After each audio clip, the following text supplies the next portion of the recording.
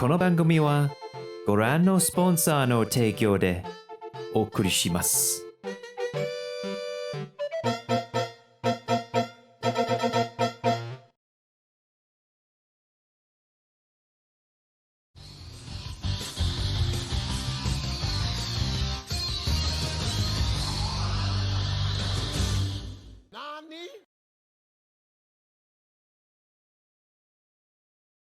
Hi, how are you?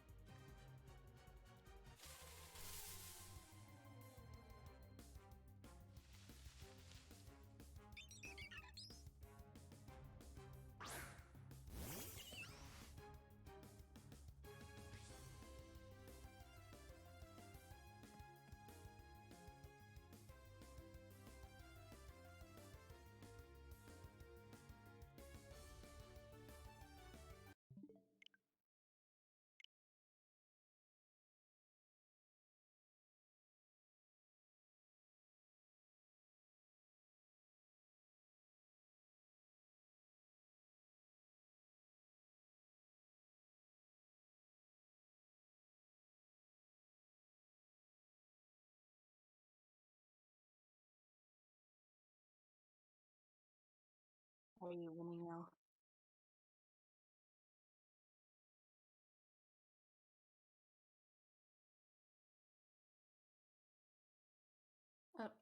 Much. How are you doing? Silently suffering. For a pip pup? Yes. Did you see the Sandy? Oh, I got in Sandy like later.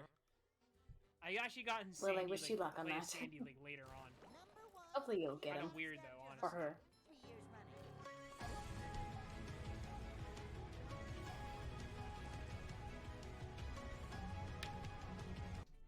Hey, I want my prize. Hey, Mr. Diamond, buddy. How was your stream, bud? On your sword and shield.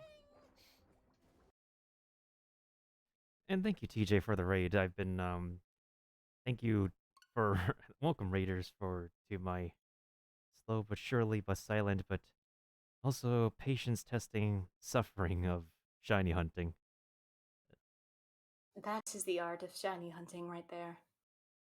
Yeah. Like, what's the point in wasting my breath when it's just a waste of breath?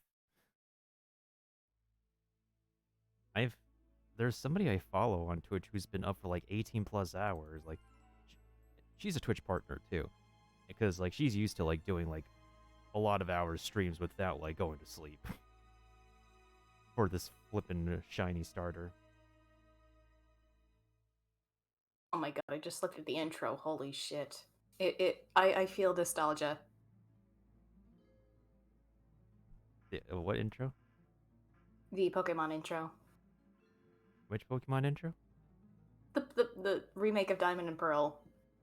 Did you, like, see the whole thing, or...? Yes. I just heard the intro sound when you press A and you just introduce with this.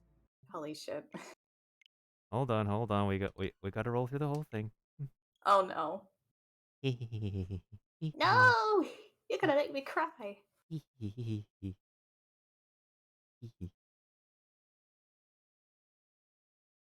It's okay, Mailbox. There'll be happy tears.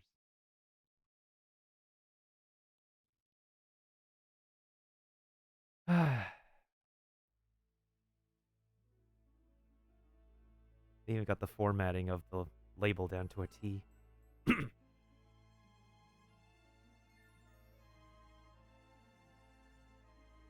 I get the letters mixed up because I confuse it with UCLA or some other abbreviation. Yeah, I can see that.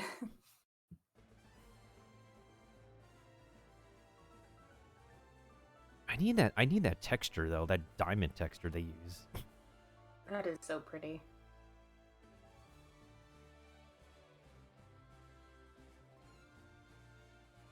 I cannot stand twin characters. That reminds me out of something, the reference from The Shining. Oh my god. I can't unsee it now. Right? No, it's the exact same movement of Well, at least this portion with the starter Pokemon is a bit more livelier. Mm-hmm. Oh, Turtwig. Suddenly, Barry. And he bumped the cameraman. Gosh darn it, Barry. Wow, Barry.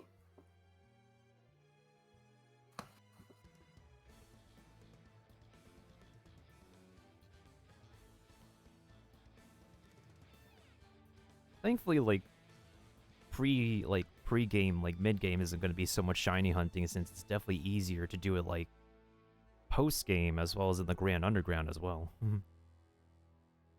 From the research I've done. Oh my god, that looks so beautiful. Press the A button. It is pressed. Everything else is just a nice color while the A button is red. Right. Even the loading looks so cute.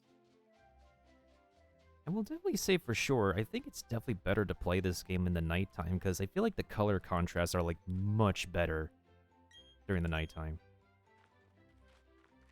Also, there's something very weird that's going on if you like with Barry. I have no idea why this is this way in the game, but it made me laugh so hard last night. I mean, at least they added some nostalgia touch, question mark. So the way this worked in the original game is that if you try to go behind Barry, he phases through you, like, naturally. But here is just a quick one frame back and forth.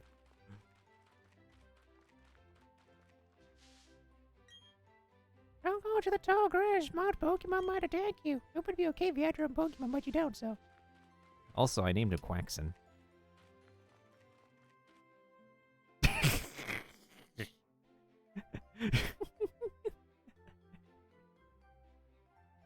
Barry looks good in that chibi model, it looks like, with the hair.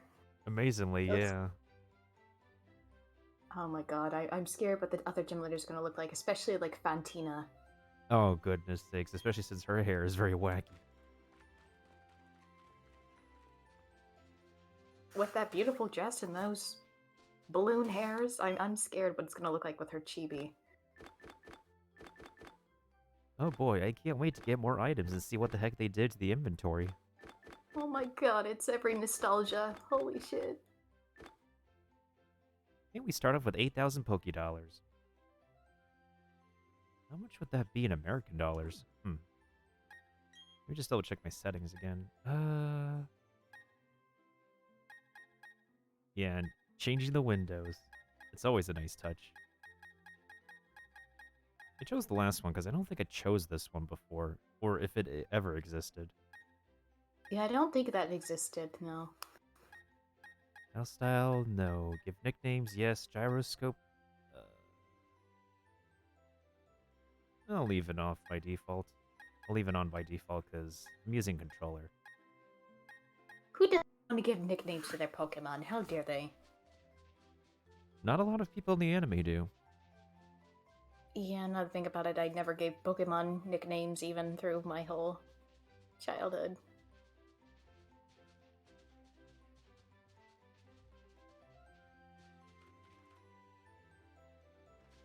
I literally just named him Quaxon because for some reason I was thinking of a croissant when I was looking at his hair. And the moment I thought of croissant, I just thought of the way Tom Holland would say it. Well, what people say like Tom Holland would say, I didn't eat that croissant. oh, do you mean a Quaxon?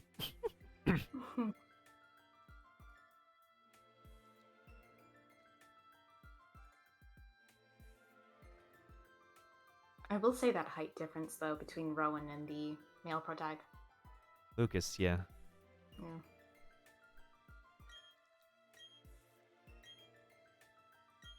What that forehead, though, when you look at it from the side.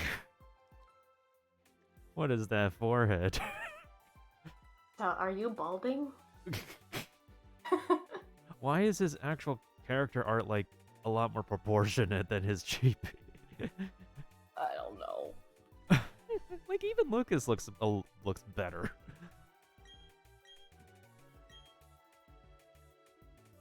Oh my goodness sake. Oh.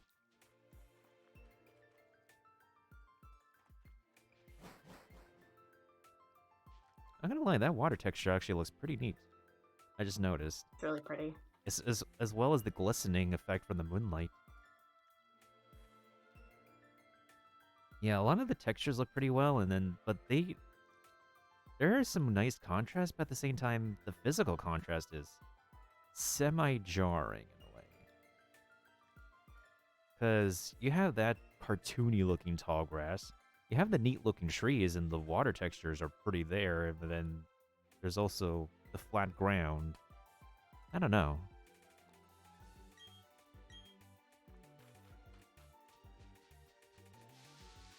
Someone guessed that I probably need to reset like 340 something times in order to get the shiny Piplup. Oh boy. Well, it seems they added an interesting thing to the game where you can easily tell if the Pokemon you encountered are like 6 IV. Yeah, I believe they did. I think it was if it first shows you, then they'll show the Pokemon, then they'll show it's like a 6 IV. Which is quite an interesting thing.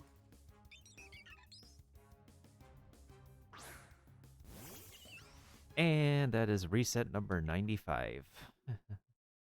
E. Oh boy, we're about to hit 100 and still not gonna get it. I saw a picture of somebody getting a shiny Turtwig, like, right off the bat. It's that luck right there. You can legit never be getting a shiny starter right off the bat. We're also going to be doing the same thing for, what is it, Dialga as well, and Spiritomb. Is Elga spirit locked? Or not spirit locked, shiny locked. The only shiny locked Pokemon are the Mew and Jirachi you get from the save file data. Hmm. But everything else is open, completely open for shiny hunting.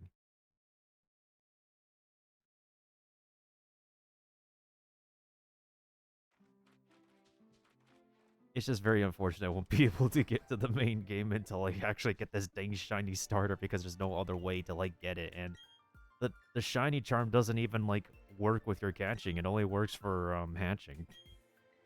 But on the bright side, the Masuda method should still come in handy.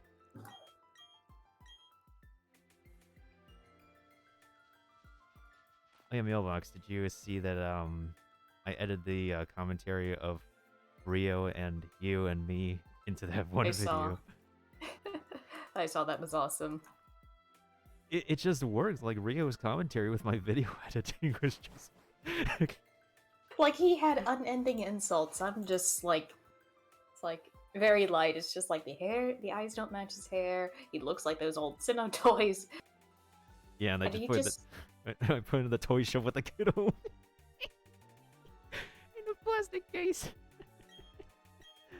the more I looked at his chibi, it just does not fit the style. Like, they add such serious shading, but then you see his face. It's just like, what the hell? Hopefully it's a tad bit touched up when we get to Sunny Shore City, which is going to be quite far off. Oh my god, I'm scared to see the father of the first gym leader. I forgot his name. Byron. But he, yeah, of steel types. Mm-hmm. Because you see this gruffy-looking man in the old arts. Imagine what he's going to be in chibi.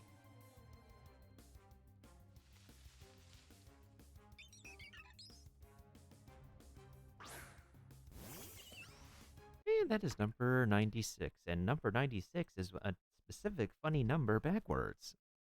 Hey, 96, also that cool singer. True. 96 is also the year of a lot of millennials. It was 2 years ahead of its time. Or I was late of its time, my bad. Oh, it's all good. It's all good. There's not really too much, like, 90s kids anymore. Like, when you realize, like, you see somebody from, like, middle school of, like, 1999. Oh, you guys are, like, the last 90s. That's when you start to feel old. Yeah. I wonder how kids born within the 2000s or whatnot feel about the 90s kids. Yeah, because, like, a lot of, like, late 90s still got exposed to, like, earlier media from back in the day. Especially, like, during the time, like, when Hanna-Barbera was a lot more prevalent in Cartoon Network's programming. So the good cartoons like Hi Hi Puffy Amiyumi, Foster's Homes of Imaginary Friends, and whatnot. Yeah, and nobody would understand, like, why I nicknamed my Drapion Eduardo unless they actually watched Foster's Home. SpongeBob, you should know Tom Kenny voices Eduardo. Yeah, of course. He's also voiced the Ice King. He's also voiced The mayor from Powerpuff Girls. That's true. He's also apparently forgot he executive produced the OG Pokemon series for the dub. Wait, wasn't it another Tom Kenny? I don't know. It does say, like, some Tom Kenny. Because, like, the only Tom Kenny a lot of people know is the voice actor dude, unless there's, like, multiple Tom Kennys. Like how there's Michael Jordan, and then there's Michael B. Jordan, who's the Hollywood actor. Like, unless the other, like, unmentioned Tom Kenny speaks up, everybody only knows the SpongeBob voice actor. Yeah, I remember there was a video on Wired where the voice actor of SpongeBob and Patrick were, like, reading through, like, the does questions this or whatnot. Oh, and yeah, one that's of them true. for Tom Kenny was, like, for Pokemon.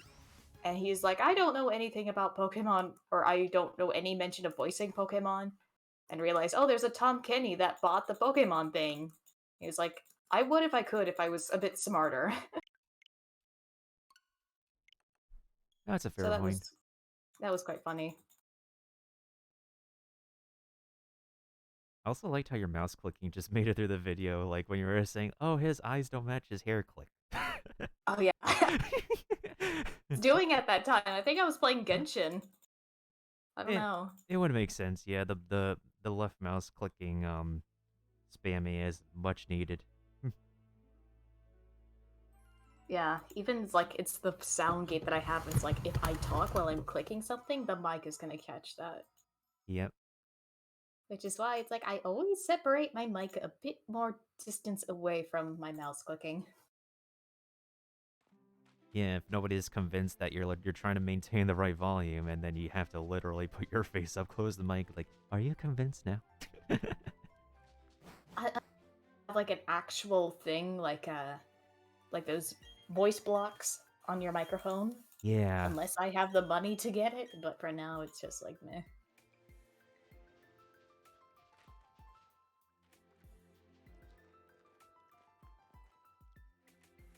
Hey, welcome back, TJ.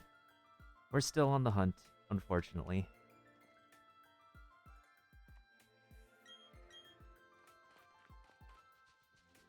I thought they would actually give us like a menu UI when we boot up the game, but I guess nothing. The options, the actual UI of the menu doesn't actually expand until you get like more into the game. Especially since like the pre-order bonuses include the platinum outfit and the quick balls. Oh, quick balls. Forgot about that weapon. Or not weapon, Pokeball. Mailbox is getting her games mixed up. I was just finishing my commissions and thinking I might do a stream tonight. I'll stream until I reach until I get a certain number of Mora. So maybe if I get possibly if I get the funny number of Mora, then I end stream. Cynthia was off. Oh yeah, I've heard they actually really buffed the Pokemon League for the remakes. Oh my god, a good challenge. I am not gonna lie, gonna look forward to that, even if I'm gonna be suffering as well.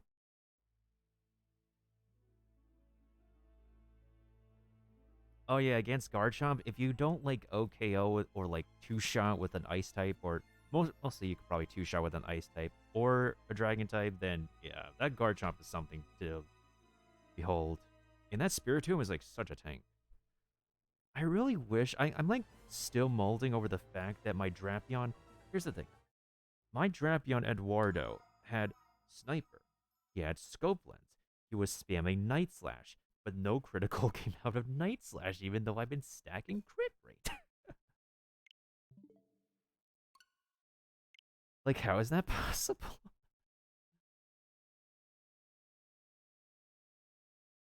Oh, Gyarados. Imagine a Mega Evolved Gyarados. Oh, well, then again, Garchomp can also Mega Evolve, so that still might be a very interesting matchup.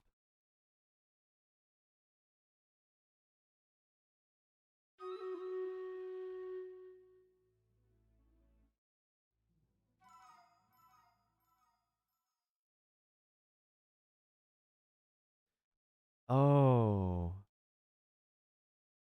I don't remember if Gyarados is more of a special attacker or a physical attacker.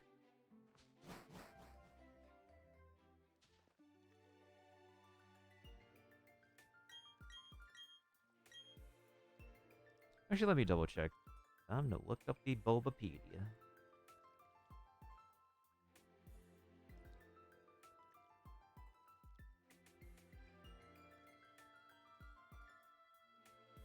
I forgot, does your microphone pick up any sounds your cat makes, Mealbot? Discord mic, no.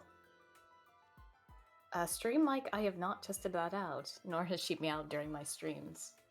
Because I know a lot of streamers who would be like, hey, cat purr for the audience. And sometimes the cats would just like sound like a gentle motor engine on the microphone. Oh, physical attack. Yeah.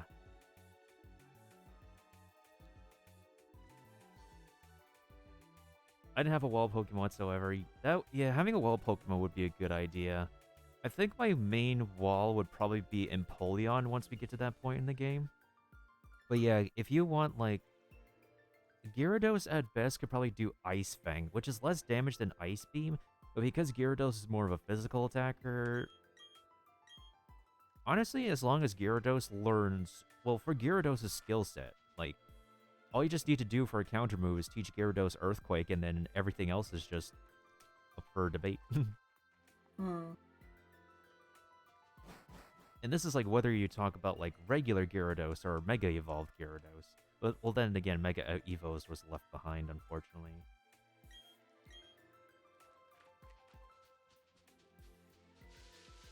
Ching's birthday. Yep. It's Unga Boonga Lightning Lady's birthday. One of your favorite waifus' birthdays. Yep.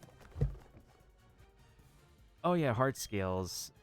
For some reason, I get them a teensy bit more often when I go to the underground. Oh, speaking of the underground, how are you liking the Grand Underground, TJ? I've heard, like, really good things about the Grand Underground. I can't wait to explore it. Well, I'm primarily going to be down there to get the 32 people I need for, Spiritomb. That's going to be fun. Just like the shiny hunting. And I say just like the shiny hunting because if we're shiny hunting Spiritomb, this is literally going to be the same scenario. We reboot the save file and then... Okay. Speaking of rebooting stuff.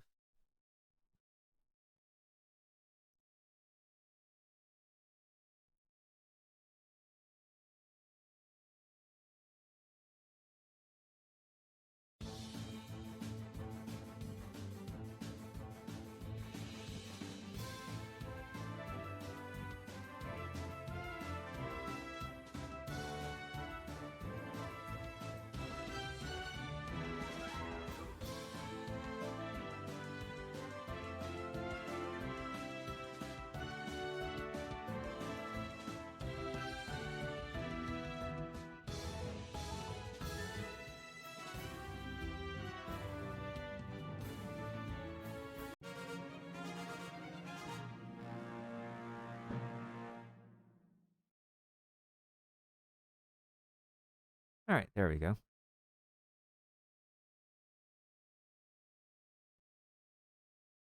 They get to Necronics for the most amount of kills, and the other individual for the most amount of assists.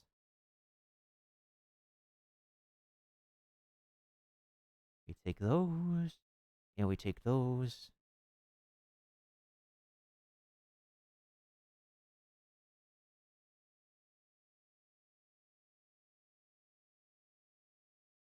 Wait, do I need to put down any specific units for today? Oh, barbarians. Okay, I could do barbarians.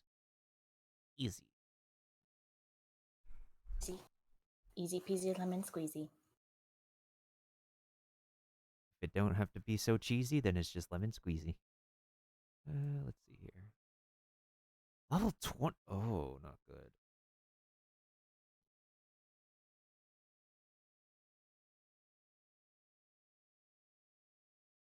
Have y'all done your, what is it? Have y'all done your, Thanksgiving shopping already? I got stuff ready for the Thanksgiving meal. Hmm.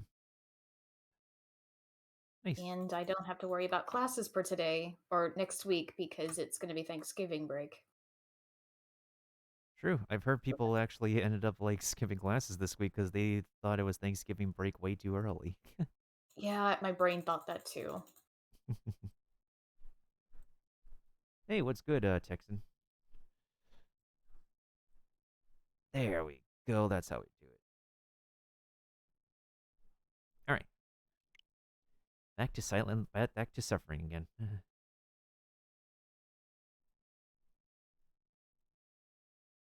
What's the dad joke, TJ? Lay it on us. Oh no.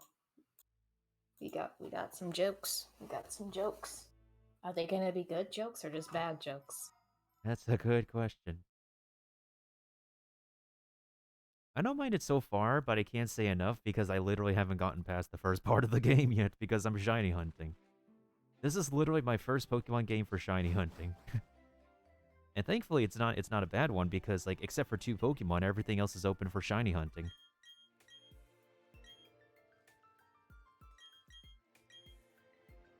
I don't mind the graphics personally. I know there's people who have like a gripe with this game's graphics, but it's fine. Barry looks good with this chibi style. Most other characters, not so much.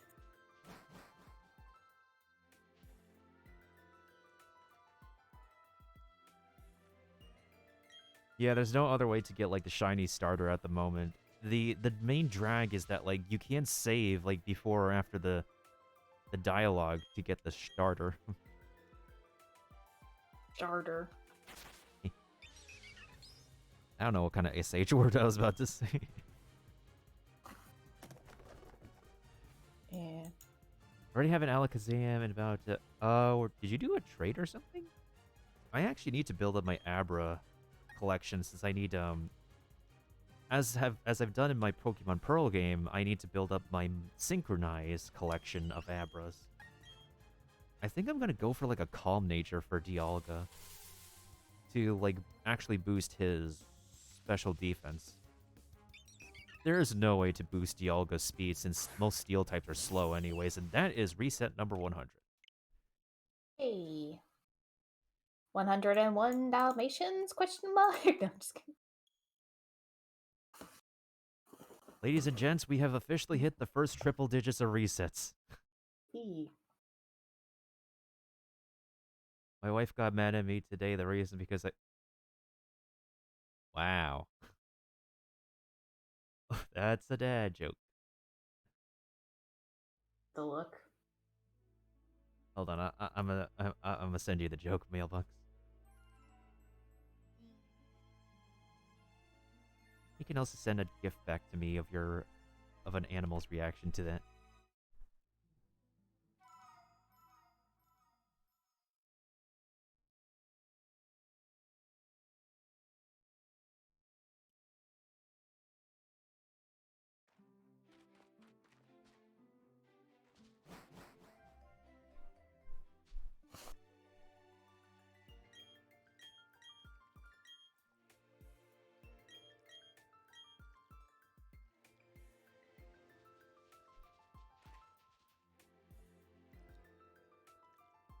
Oh yeah, Bearded Texan, are you also planning of getting the, what is it, the Legends Arceus game? I don't really think I'll get that game, but I wouldn't mind watching people play it in all honesty. I have been saying the same thing about Monster Hunter, but after playing the demo for Monster Hunter Rise, oh boy. I low-key might actually get Monster Hunter Rise for PC.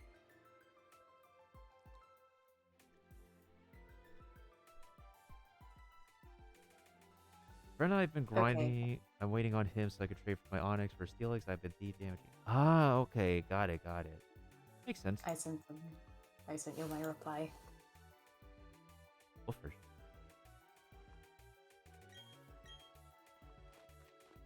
Is that a look of speechlessness or? Unamused.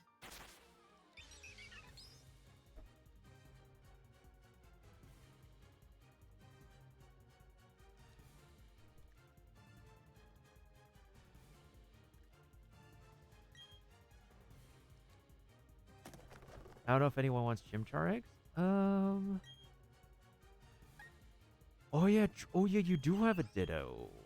You do have a Ditto now. I think I last vaguely remember.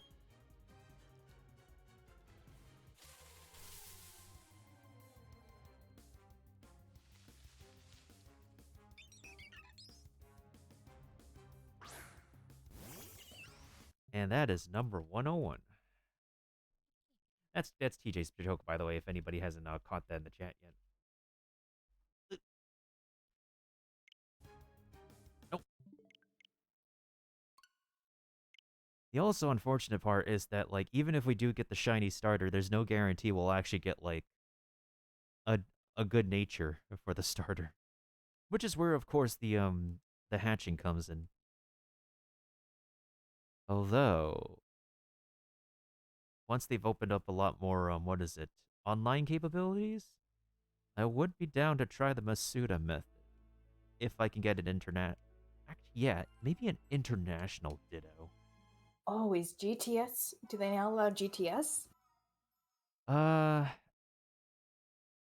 Technically the Union Room is open, but I think it's limited right now for some reason because they haven't completely patched it up yet.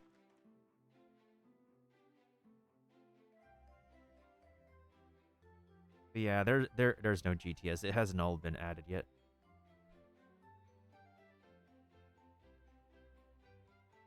Yeah, right, Texan? I still gotta renew Nintendo Online. If I can hop on somebody's family plan, I might be able to. Yeah, of course, you really can't, like, do anything. You can't, like, do, like, most of the stuff that you want to do in the game until you get past Eterna City. Well, I mean, till you get to Eterna City. I'm also just still deciding if I want to shiny hunt Honchkrow either in, like... So here's the thing.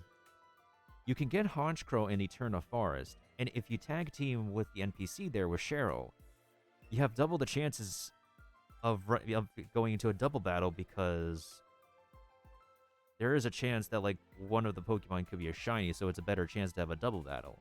The only other place... The problem is, though, it's like, what are you going to do if she potentially attacks that said Control? Are you going to attack her Chansey to make sure she doesn't You mean kill? Honchkrow. Honchkrow, yeah. We're close, like, wait, what? Well, then again, Chansey isn't the most offensive Pokemon, that's the thing. So I don't expect Chansey to, do so much damage anyways. Yeah, of course, like, the yearly plan is the cheapest. It's just that it tends to be, like, the cheapest when more people pitch into the plan rather than, like, one person having to pay $20 every year.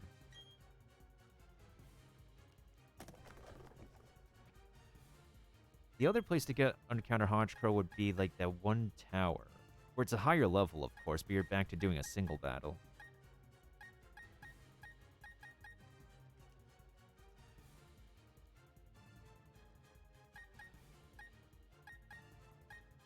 Oh yeah, true, Chansey is a fairy type now.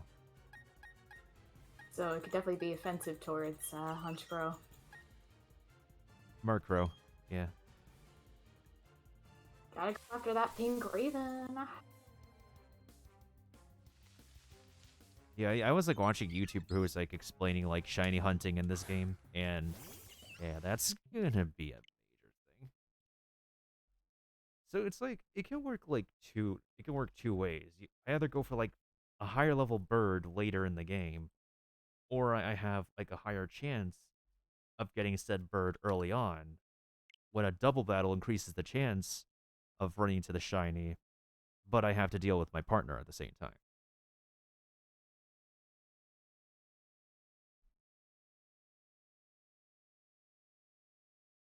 Why would Chansey be given a fairy type move? I mean, you never know. If you don't have a Pokemon that's fairy-like type or something against dark, why not?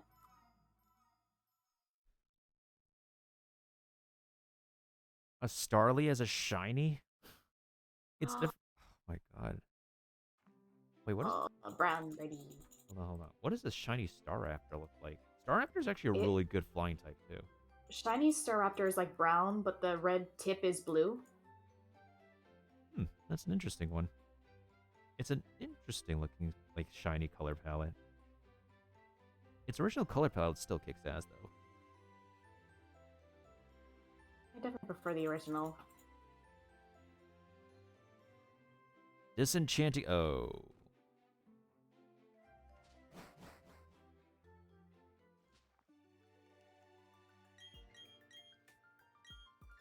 Yeah, to this day, I only know, like, one person who, like, started off their Shining Pearl copy with a shiny Turtwig, like, right off the bat. And nobody could be able to beat, like, just a shiny starter off the bat.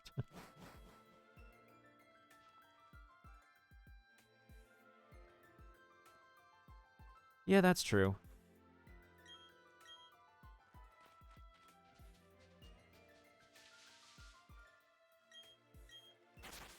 I mean, I could probably take advantage of the double battle opportunity. There's only like a few double battles you'll get into in the game anyways. Oh yeah, might as well. Like, TJ, you might as well. If anybody's wondering why the heck I'm going for Piplup, it's just because, canonical reasons. Gotta love the penguin. Not the blue one, I want the... Actually, what Oh, the... personally, I prefer Chimchar. Personally, I prefer the air. Anyway, that's like something Rio would say. Stay in school. Is that a turquoise or something? It is a lighter shade of blue. But then the turquoise becomes more apparent with, as Piplup evolves. And yeah, no problem, TJ. Thanks for the raid earlier, and thanks for the lurk as well.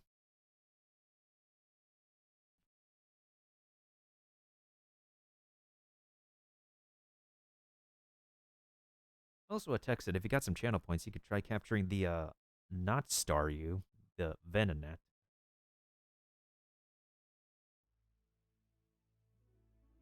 Sometimes the labeling doesn't work. At least I get to take like, at least with like early game, mid game shiny hunting, I get to take like a break in between before we get to the real shiny hunting and post game.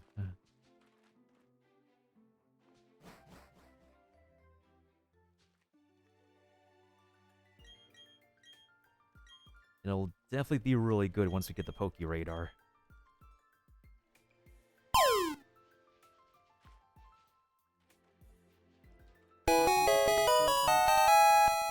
Hey, what do you know? First time's the charm.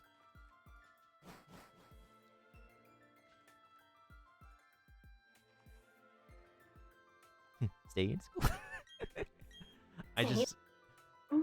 I just literally found that Cyanide and Happiness comic panel out of somewhere. Like, all right, I'm using it.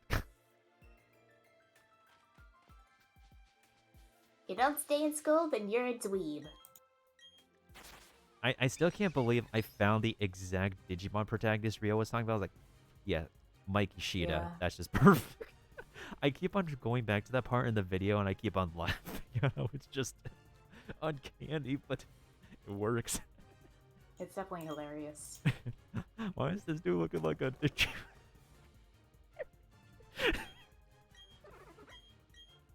When I got like the Digivice as well, that's exactly like Mike's own Digivice, which is perfect. Oh my god, I gotta rewatch some Digimon. Cause I had like a Digimon VHS tape, and I owned like a copy of the Digimon movie, which was, I will admit, like after the first movie, the second movie that played was weirdly edited in. And don't get me started on the Digirap. I'm glad the much later, latest Digimon opening songs are a lot more palatable than Digimon, digital monsters, Digimon are their champion. Well, here's the thing. I don't mind that loop, but it just doesn't get creative after that. I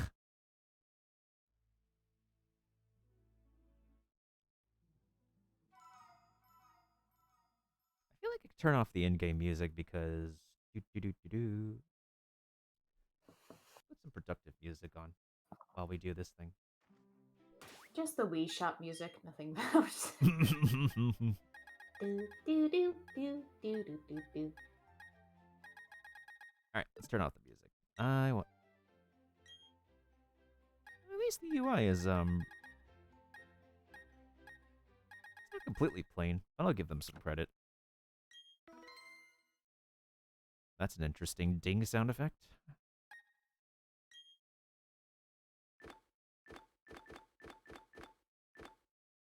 At least Dawn has a very practical bag in comparison to Lucas. Lucas just has a plain backpack. Interesting though, is they made her hatless. Because usually if they add the second pro tag within a certain game that you're not playing as, they make them hatless. Speaking of hats, can you believe that a lot of people's brains were blown? That the Hoenn male pro tag is actually wearing a hat and the white thing is not actually his hair? I was one of them.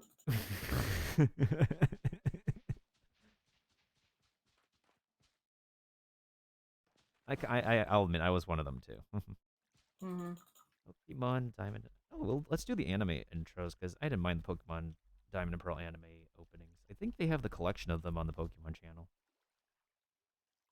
Yes, they do. Cineration. Thank you. It's all about the challenges. It's a brand new game and a brand new world. New rivals. As you fight for survival, nothing can stop you. Diamond and Pearl. It's all about the battle. You gotta play smart. You gotta move faster. Behind every win, there's a chance to begin again. You gotta take it all if you wanna be a master. Pokemon, Pokemon. It's time for adventure. Diamond and Pearl. We can change the world. Pokemon. On the road, far from home, but you don't have to feel alone. Brave and strong, together we will be. It's our destiny. We will be Heroes. We can change I actually like this second season opening. I go where you go. Forever friends, you and I. We will be heroes. Battle dimension Pokemon. Sometimes it's hard to know which way you're supposed to go. But deep inside, you know you're strong. If you follow your heart, you can't be wrong. Stand up for what is right. Be brave. Get ready to fight. Hold on. We're friends for life. And if we come together as one, complete the quest that we've begun, we will win the battle. Galactic battle. Pokemon. It's about you, it's about me, it's about hope, it's about dreams, it's about friends that work together to claim their destiny. It's about reaching for the sky, having the courage and willing to try. It's about never giving up, so hold your head up and we will carry on. Simply victors, Pokemon.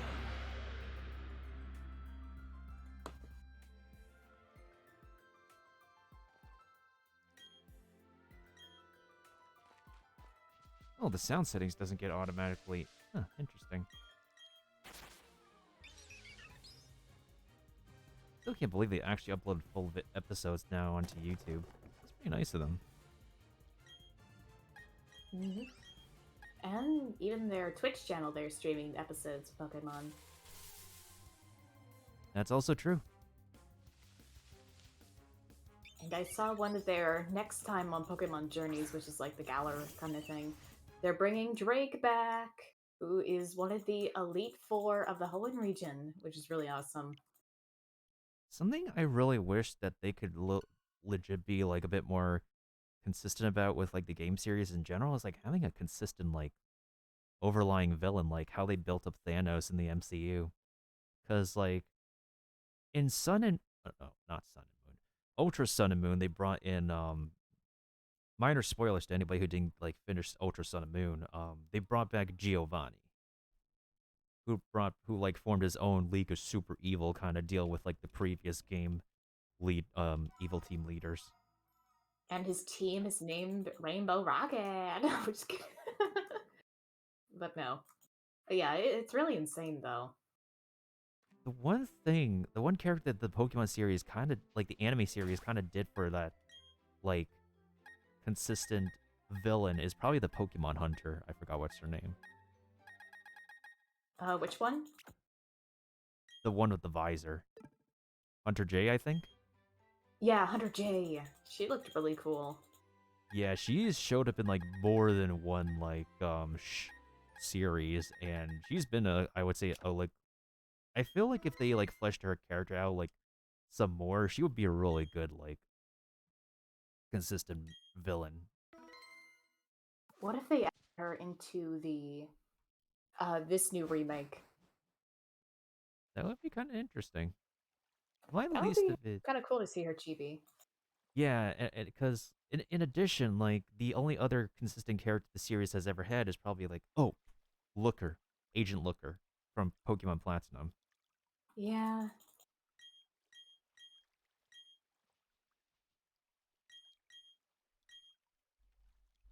And he became in like different series of, or he had many appearances in different Pokemon games, Hmm. especially in his recent being in Ultra, well, maybe both with Sun and Moon also, who became a detective without any memory, and then watched over Annabelle, who, for those who don't know, was one of the Battle Frontiers in Pokemon Emerald. Ah.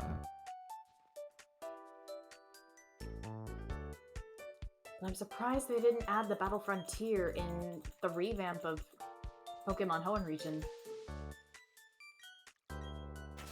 Yeah, there's always stuff that they haven't really like. I feel like with remakes, they should always like patch in like stuff that has been omitted from the original games, or like they always leave out stuff that like made the original games pretty good.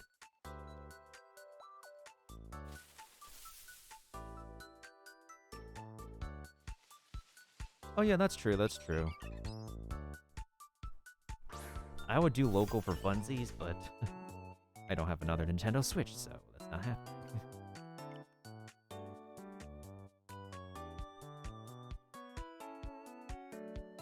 Well, at least the Nintendo 3DS shop theme has some personality to it, so I guess we're gonna shiny hunt to this. Oh wow. I love how like somebody like did an April Fool's joke of like putting in a blank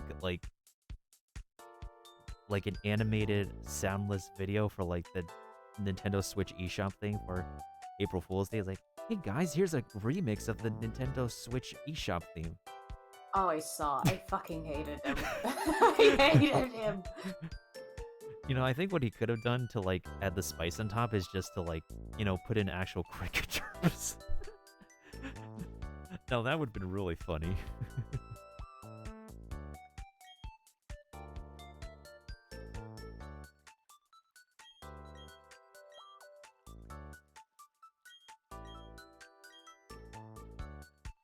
Let me see if one of the streamers I followed has caught her shiny starter yet. So, because to be up for like 18 plus hours straight and not get the shiny, and I guess she passed out. Understandable.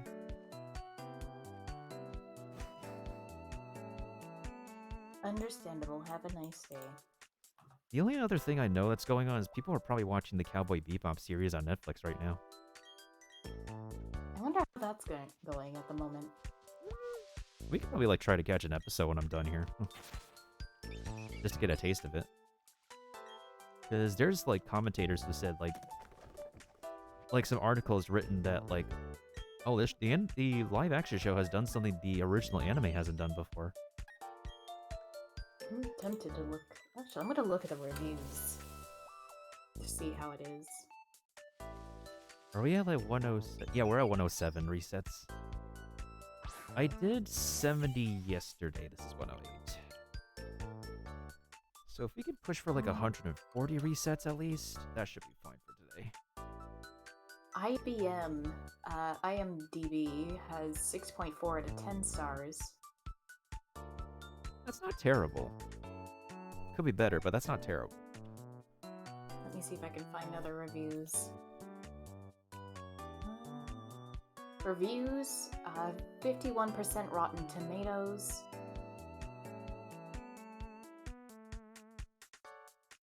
%70 on Google users liked the TV show.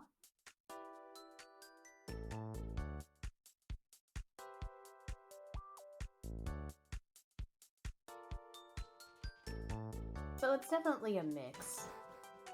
Fair enough. But Because then there's again, when it comes to live action, people can get a little iffy on it. yeah, and there's always like purists who are completely well versed with both the manga and have seen the anime.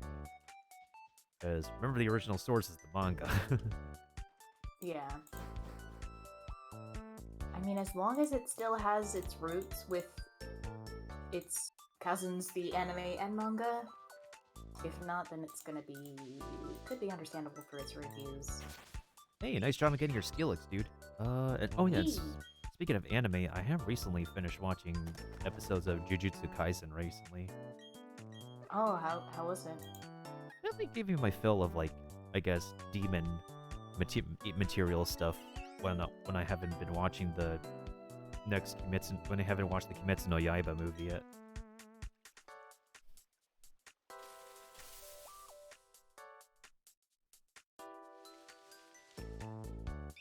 Because, like, somebody text messaged me about, like, that she watched the series, because when I met up with this, individual, like, in real life, I didn't really perceive her to, like, actually watch any anime, and then, so, that text message I got from her saying that she watched Jujutsu Kaisen kind of threw me off guard, and that got me intrigued.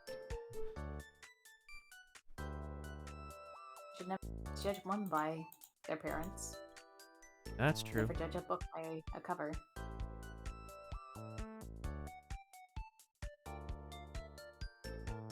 The main thing is that we kind of, like, vibe with is that, apparently we're both Pisces, so...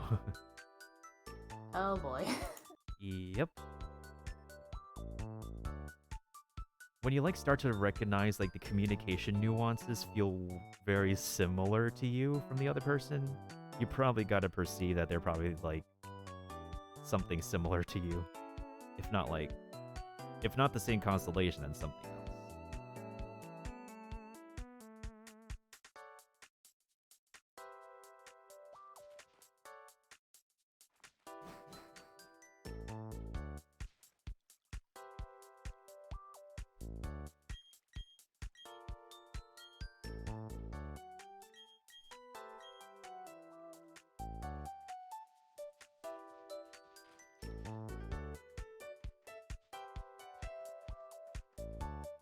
Ooh, that's actually a pretty nice team, Texan.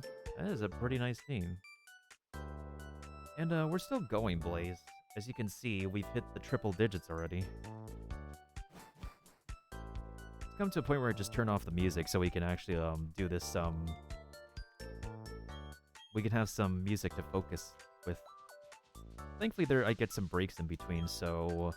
I don't think my next shiny hunt will probably be until Murkrow and Eterna Forest. Maybe. Even though I can run into Murkrow again before that one town. I forgot which town it is. I know what town you're thinking of. I forgot to. Yeah, it's the daycare town. Yeah, you said like town that has tourism. you said 300 something, yeah.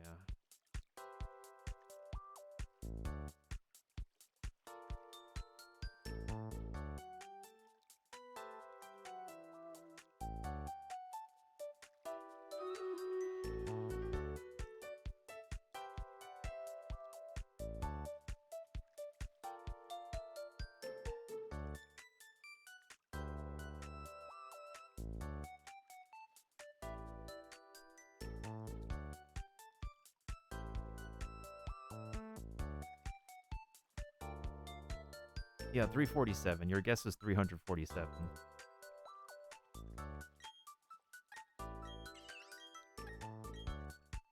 I saw someone's picture of somebody getting Piplup within like 60 resets, and I'm like, oh, come on, why can't that be me? Can't that be me? I have failed you, Piplup. And that is 110. Alright, let's go ahead and take a break from the reset real quick. Oh, that's an Arcanine.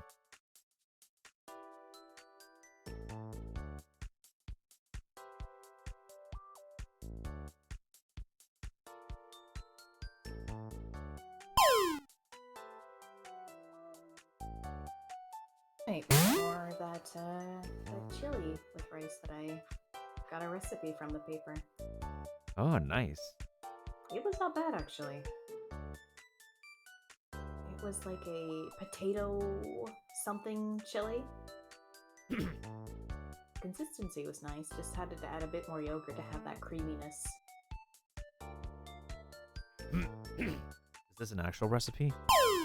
Yeah. It was a recipe we found on the paper. Oh, cool.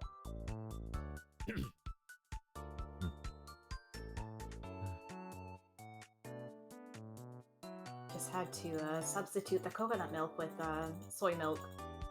Because I found out that no matter coconuts, I didn't like coconut to begin with, but I think I found out that coconut may hate my body. Because it made me feel really nauseous.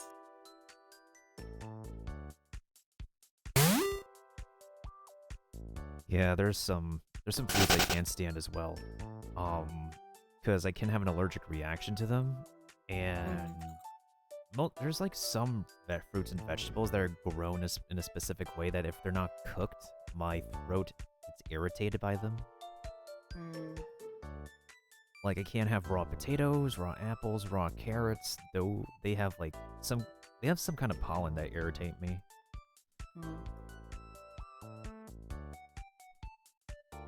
Alright, what were you at right now? 110? Alright. Let's try to hit 140. See how that goes. Gotta hit the triple ones. Triple one. Triple one question mark. You're not wrong. Or 1, 2, 3. You gotta hit like the funny numbers in the step counter.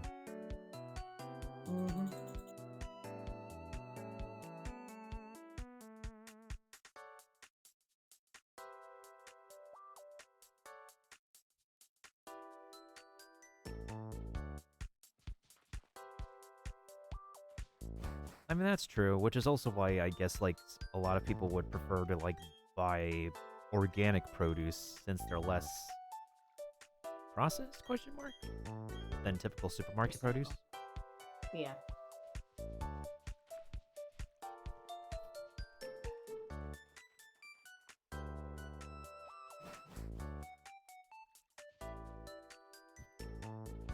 Yeah, good thing I take breaks in between this, because, like, I really can't be that, like, there's a good amount of streamers on Twitch who would, like, legit have, like, sit through, like, the one I've been following, 18 plus hours of shiny hunting. She must have had something to at least keep her occupied if she needs to take a little break. Yeah, because I think she had, like, a 1-year Twitch partner celebration that went on for, like, 40 plus hours. Like, what? Excuse me, lady? Excuse me, miss, do you sleep? And, like, Sleep. she's even Have on you heard of it? Yeah, like, she's on Pacific time like you. And that is Mailbox's favorite number now, the 111.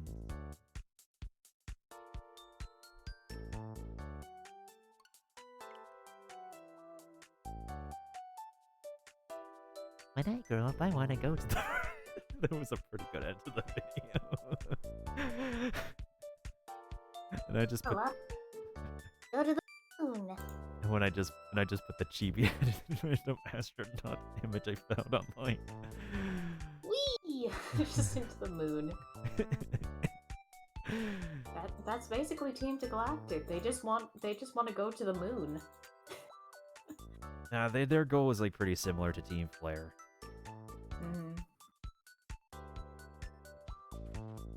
It just makes me concerned, like, what the heck they're gonna be doing for the next region's evil team, because, like, I was kind of fine with Team Skull, and then Team Yell is like, they're just Marnie shrimps. Yeah, they're just cheering on for their favorite fighter.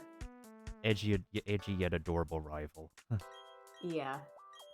They are just, like, lighthearted, not seriously.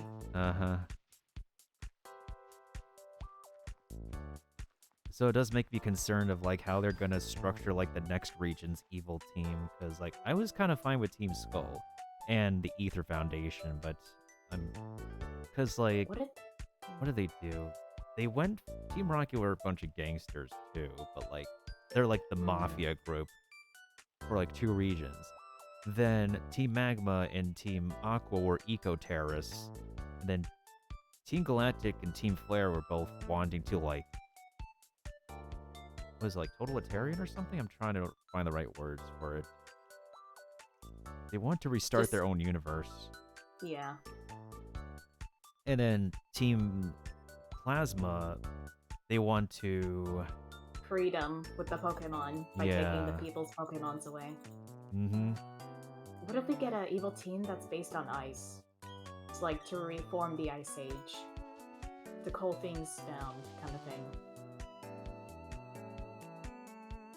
The recent evil teams have been... Yeah... I feel you there, Blaze. You're not the only one. Well, let's go eco-terrorism, I guess, for Team Plasma, for Team Magma and Aqua. If people are not going to listen to us, we gotta take matters into our own hands.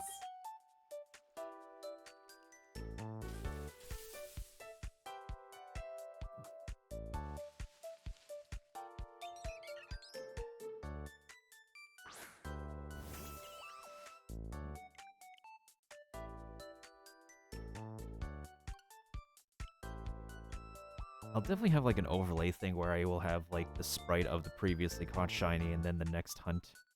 But that'll be when we get to the next part of the game. I know a lot of streamers do have their fancy setup of like, hey, here's the shiny I previously caught in this amount of runs. Here's the shiny I'm going for now. And then there's the dedicated shiny hunters who have like 2 games simultaneously shiny hunting with. I can't do that. This is just my first shiny hunting game. Yeah, we all have our different pacing when it comes to shiny hunting.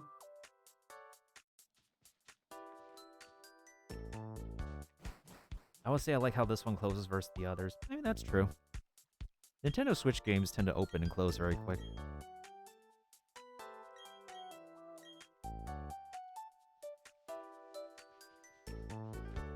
I wish I could have a fast forward button so I could get past this line of dialogue.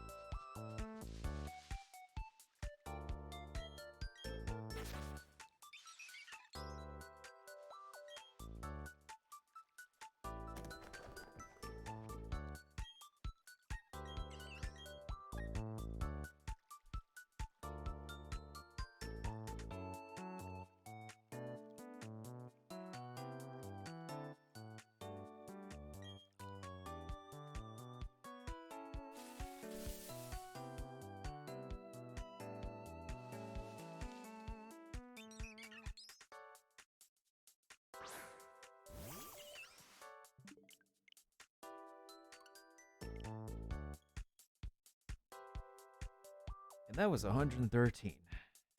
Hey. Now we need to get to 123 because A, B, C, easy as 1, 2, 3. I was like laughing when your PNG was reacting on PC.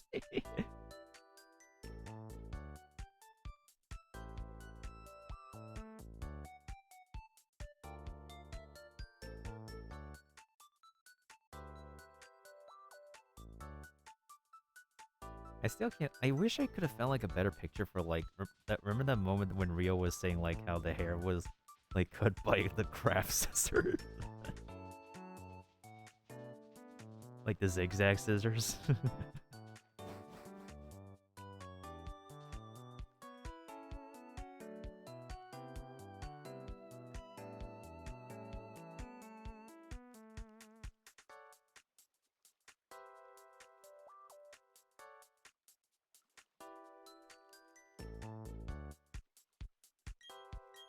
I'm assuming Mailbox is focusing on something.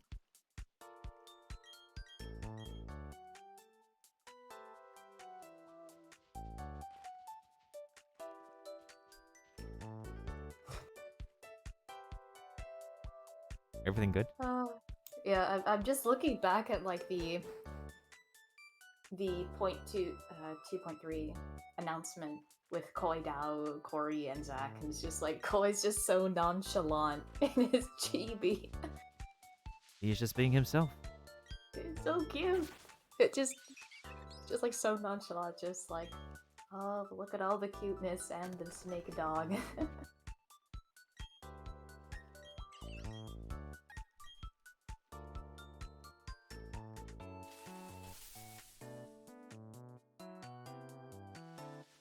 Hey, remember that part in the video where like Rio was saying like how the hair was cut by the zigzag scissors? Yeah, it looks like a really bad haircut. When you think it's cool was cool back in the day, you can cut your hair with scissors, with like ziggy scissors. I really wish I could have found like a better picture of the zigzag scissors, but there are just some pictures that you can't find an easy PNG file for.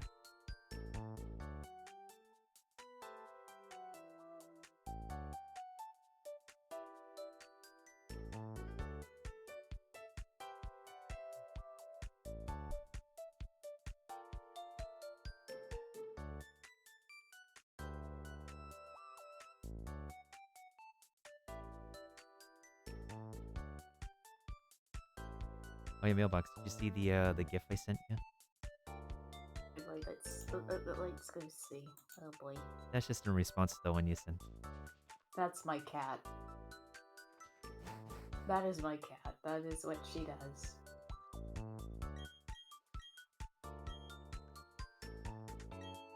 Speaking of the devil, has she been causing a ruckus today?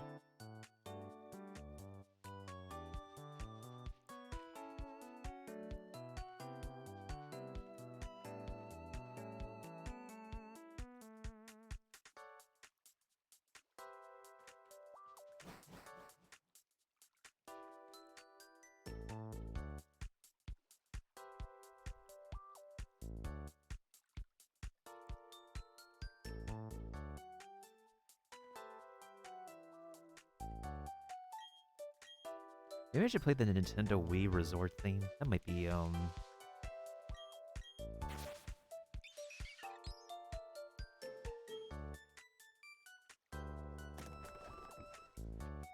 I could play the Poffin House theme. The Poffin House theme is a productive song.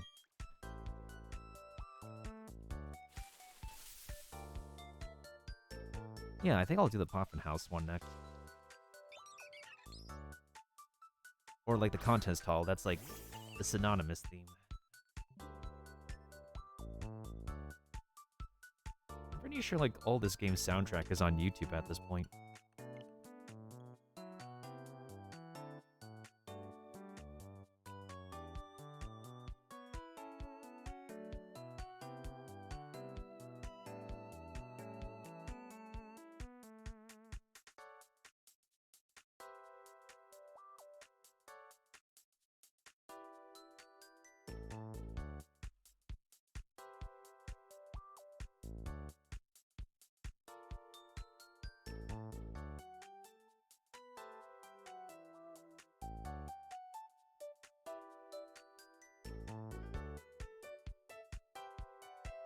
Oh damn, she's been putting in the hours. Wow.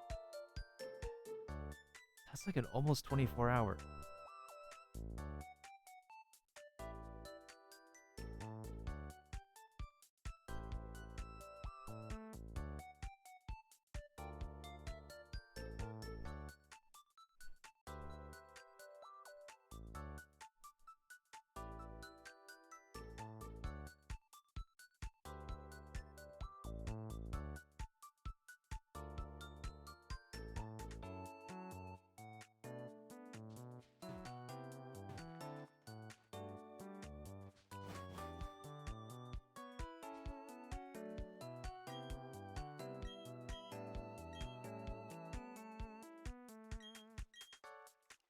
Oh!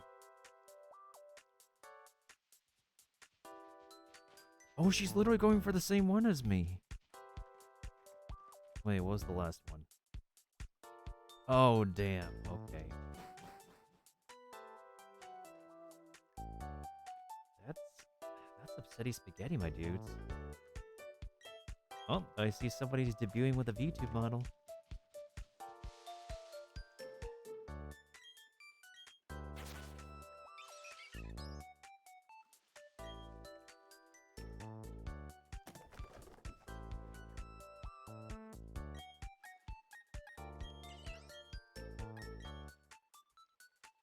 Alright, we're approaching 120. I'm pretty sure we are either going to get it 120 or maybe 130.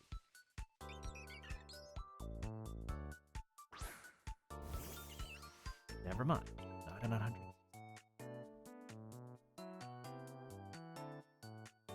Oh, everything good, Mealbox? What? Everything good? I heard a sound. Oh, no. I just accidentally hit my wrist on the desk.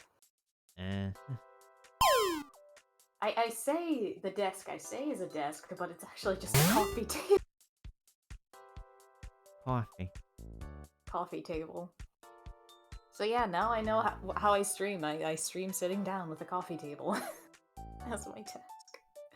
Well, to be fair, a lot of people have had struggles with starting out in streaming in terms of setting things up.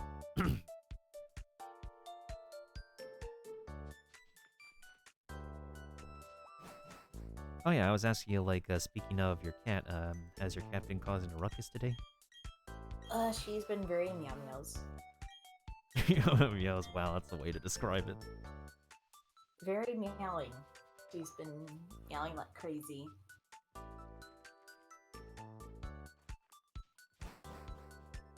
Sometimes I just want to give her a squeeze, because she deserves all the hugs. So apparently the streamer I was following, she not only, like, celebrated 1 year of Twitch partnership with 24 hours,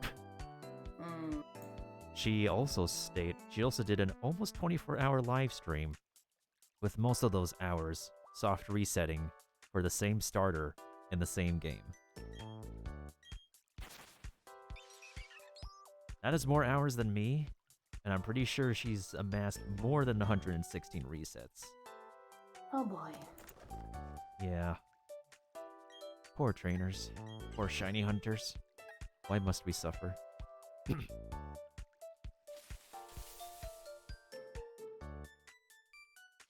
Hey, it's the Giga Chad Pokemon on the screen. I'm gonna catch that.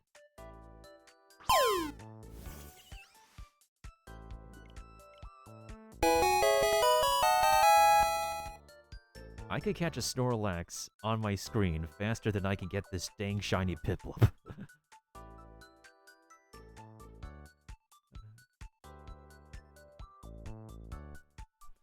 That's funny.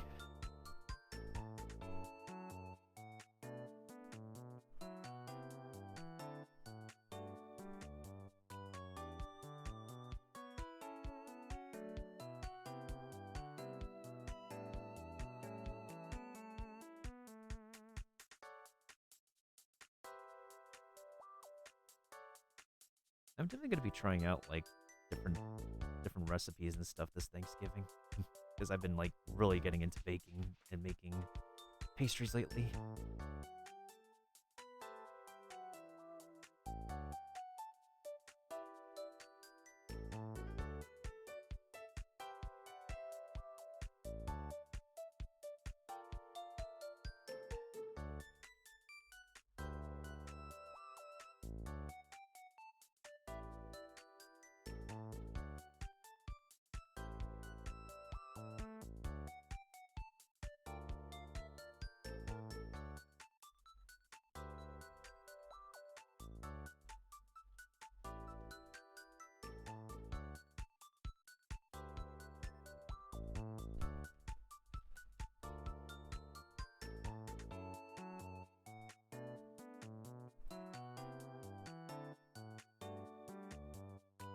Actually, Mailbox, I got a question. What's up? How familiar are you with your desserts? That's a good question. Honestly, I don't know. Apparently. So there's this place in New York City called, what's this place called again? Oh, JG Melling, which is like, of course, stuff in New York City is very expensive, but a lot of people give credits to this place for being like down to earth, OG famous burger place. And they had this dessert called an apple sour cream walnut pie. Apple sour nut cream walnut pie? I've heard of an apple pie, but I've never heard of that before. That's a mouthful. Yeah, Apple sour nut sour cream. walnut pie. That's a mouthful. Like, I don't recall that kind of pie being like specifically like a Western recipe or a Southern recipe, a Northeastern dessert. It sounds pretty unique because, like, if there's anything New York is known for, we're known for, like, the New York's pizza slice and cheesecakes. Occasionally bagels, yes. But I've never heard of that pie either.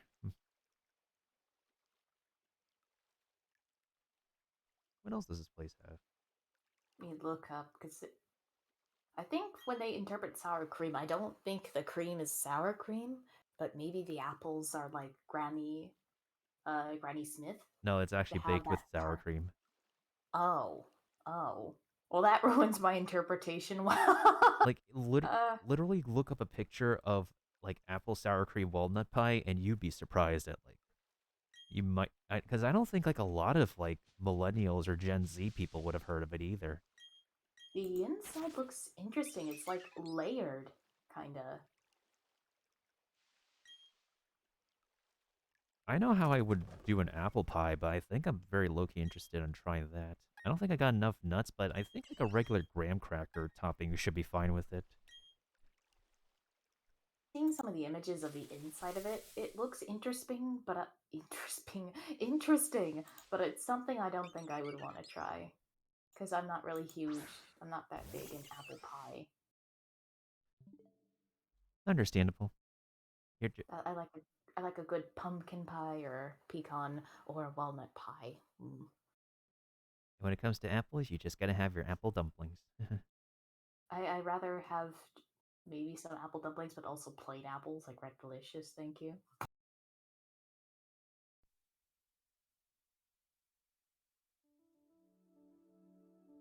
Where is the Pokemon Diamond and Pearl? What? I don't remember what that theme is called. It's called the Poffin theme. But did someone upload the music to it? No, nobody upload. Wait. Oh no, it's just a 1-minute version. Let's actually play a theme that does not exist in this version of Diamond and Pearl. The Game Corner. Rest in peace gambling. Rest in peace slot machines.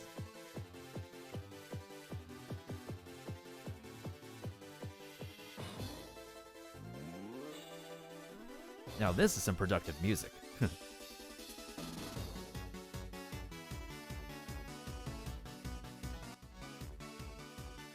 This almost sounds like akin to like something you could have like on a Pokemon themed Mario Kart racetrack. Like it's almost got like that. Pokemon Link. Yeah, like it's almost got like the beat, the rhythm for like Tokyo drifting.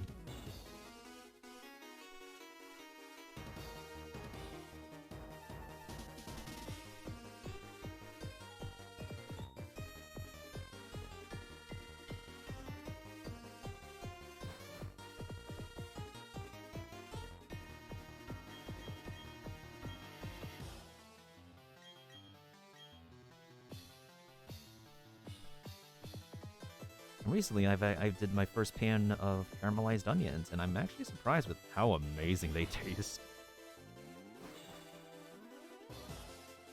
Because I was like making a patty melt earlier for lunch, and I'm relatively surprised. The combination is terrific. Have to experiment and find things. Trial and error. Cause like, I don't know if like the onions for like a typical like Philly cheesesteak are that caramelized, but caramelized onions are really amazing. Like I like them better than like regular sautéed onions.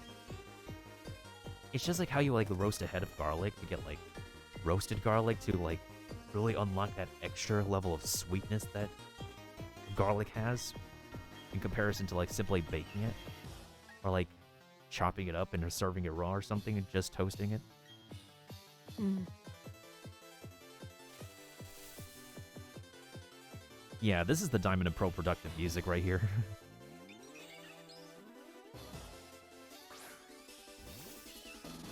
Now I'm feeling hungry. And that is 119 resets. Almost to 1, 2, 3.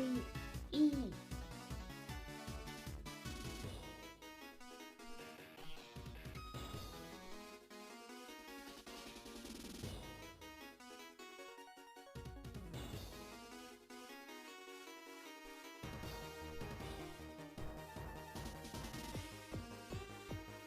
I wonder if somebody's gonna like make a remake of this track to like the style of Brilliant Diamond and Shining Pearl, since the casino, the game center, is replaced by the clothing store in Veilstone City.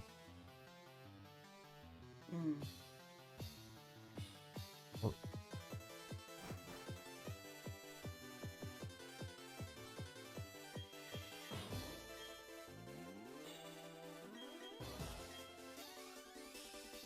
I think like studies have shown that like, or I don't know, some kind of individual case study has shown that, I guess, some certain paced music helps to get people a bit more productive. Because I remember when there was this whole thing, this whole meme about people playing Mario Kart music to get school stuff done. It's interesting. Like, if someone wants to get an essay done at the last minute, you would just blast the shopping mall theme. Final lap is just it speeds up.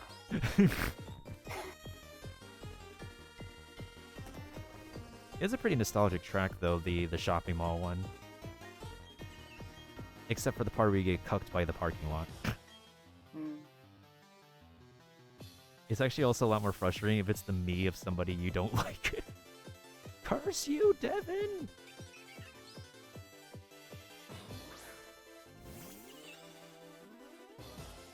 And that is 120. Damn.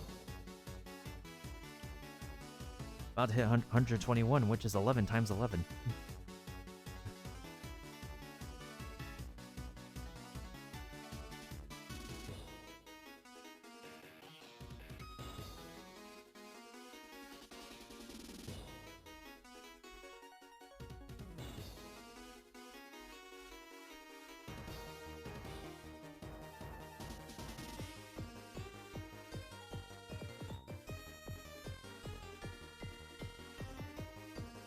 Streamers at 1,300 resets? Oh my god, that's insane. 1,300 resets is like probably several days of not being able to start the game. I think a good portion of people on Twitch and YouTube are shiny hunting their starter at the moment. I would say probably about over 20% of content creators are shiny hunting their starter.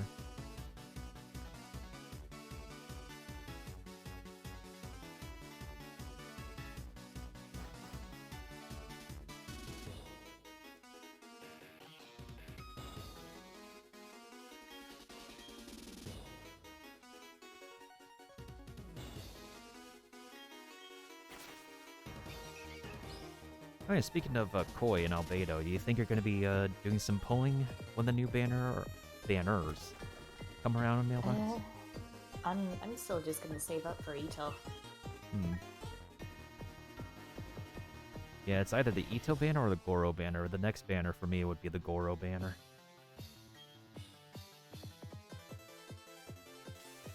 The ideal full defense GOT Mihoyo wants people to have is Ito, Albedo, Goro, and Noel. And that team would have the full synergy. Because they all use defense, they all use Geo, and they can all use the new artifact set. Yeah.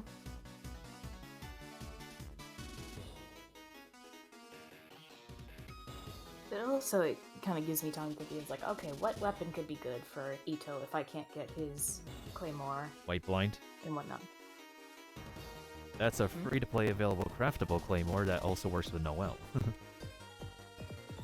Since he is... Wait, which... That's a Which craft. one? The white blind. Ah. Oh, that could be a good one. Yep. He's essentially like Geo Defense Oonga Boonga. Yeah. But with no shield. He's literally a tank. Mm-hmm. Yeah, the only shields he can get is from Crystallize. But otherwise, like, when you build him some more, like, he's uninterruptible.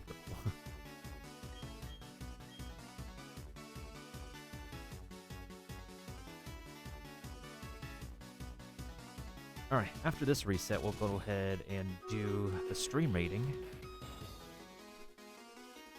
I'm gonna go probably have some dinner because I didn't eat much. I only had some, I only had some crackers. What about crackers?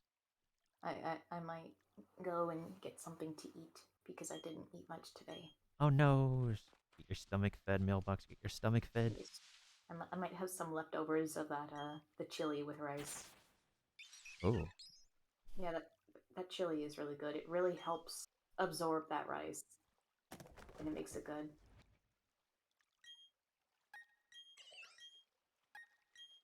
Don't keep yourself waiting. Don't let me keep you waiting. Just go and grab the eats when you need to. Oh, no worries. And I wish you luck on your Piplup. Hopefully you'll get the Piplup. One Wait, of you know- these days. One of these attempts. Do you know what you're gonna nickname the Piplup if you get him? I have no idea, honestly. Yeah, that's understandable. See you later, and I might stream later. Have fun with that and enjoy your food. Thank you. And I wish you luck. Goodbye. Yowzers.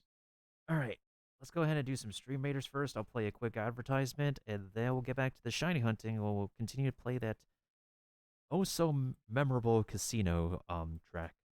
Actually, speaking of... do I want to speed you guys up over here? I think it would be a little bit better. Yeah, I'll actually go ahead and speed the rogues up over here.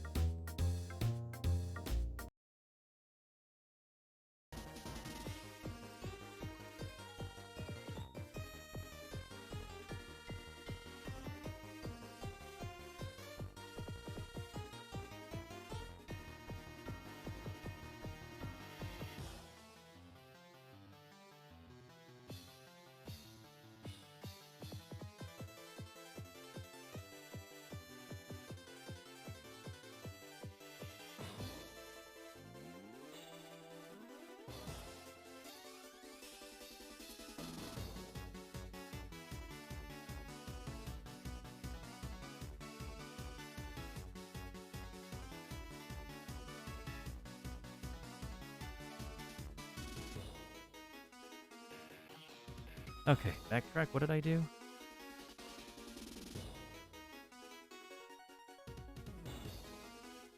Was that 122 or 121 that I did? I gotta look. Also, what's a Phoenix?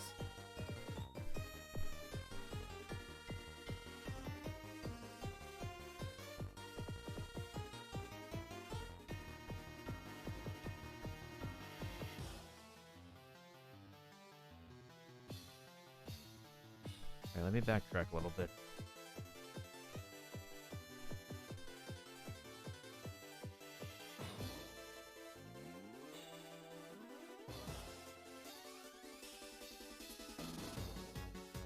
Alright, so I already did 121.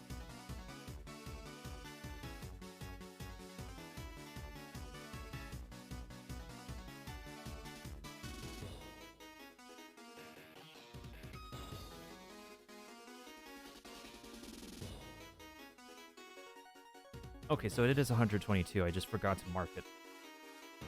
Alright, so this is going to be reset number 123 if it doesn't happen.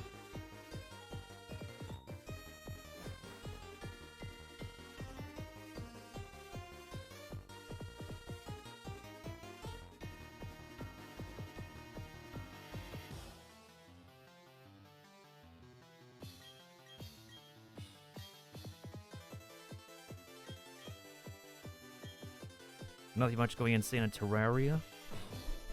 As long as you're having a good time, as long as you're keeping your cool, having a good time, trying your best to feel positive. I feel like I'm about to be going insane on the shiny hunting, but we're trying our best to keep our cool. We swapped the music to actually something a bit more productive.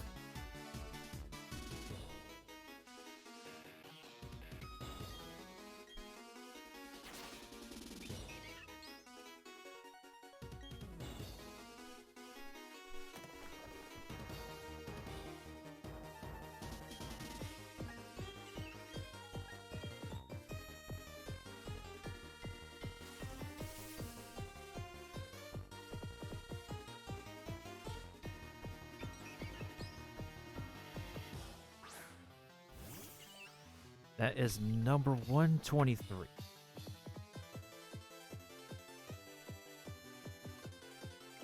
That's kind of a funny number.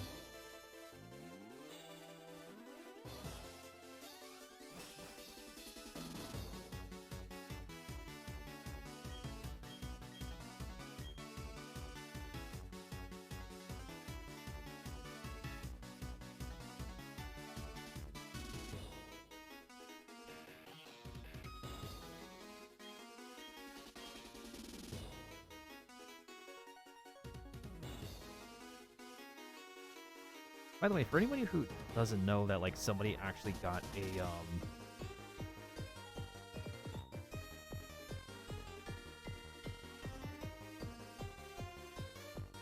somebody got, like, a shiny Tortwig right off the rip.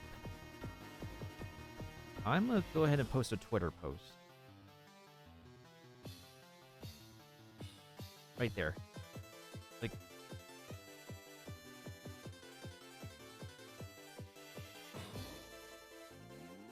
Like, completely directly, for starter, immediate shiny.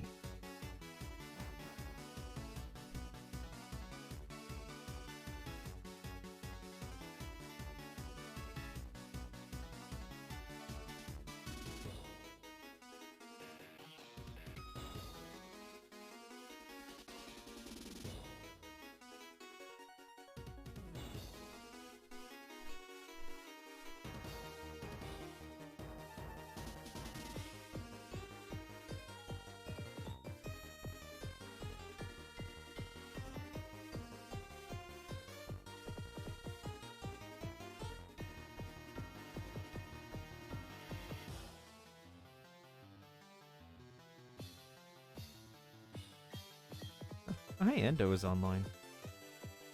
Not on Twitch, just hanging around on Discord.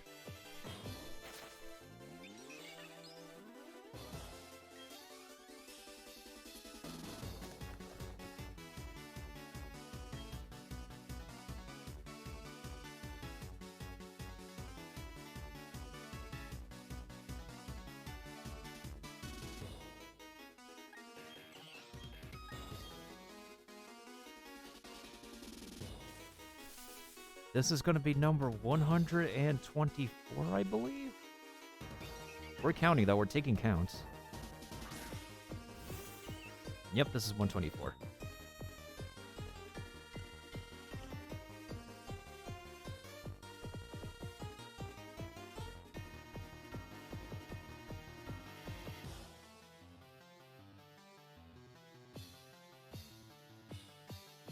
And thank you, Bearded Texan, for placing down units as well. They gave you some gold.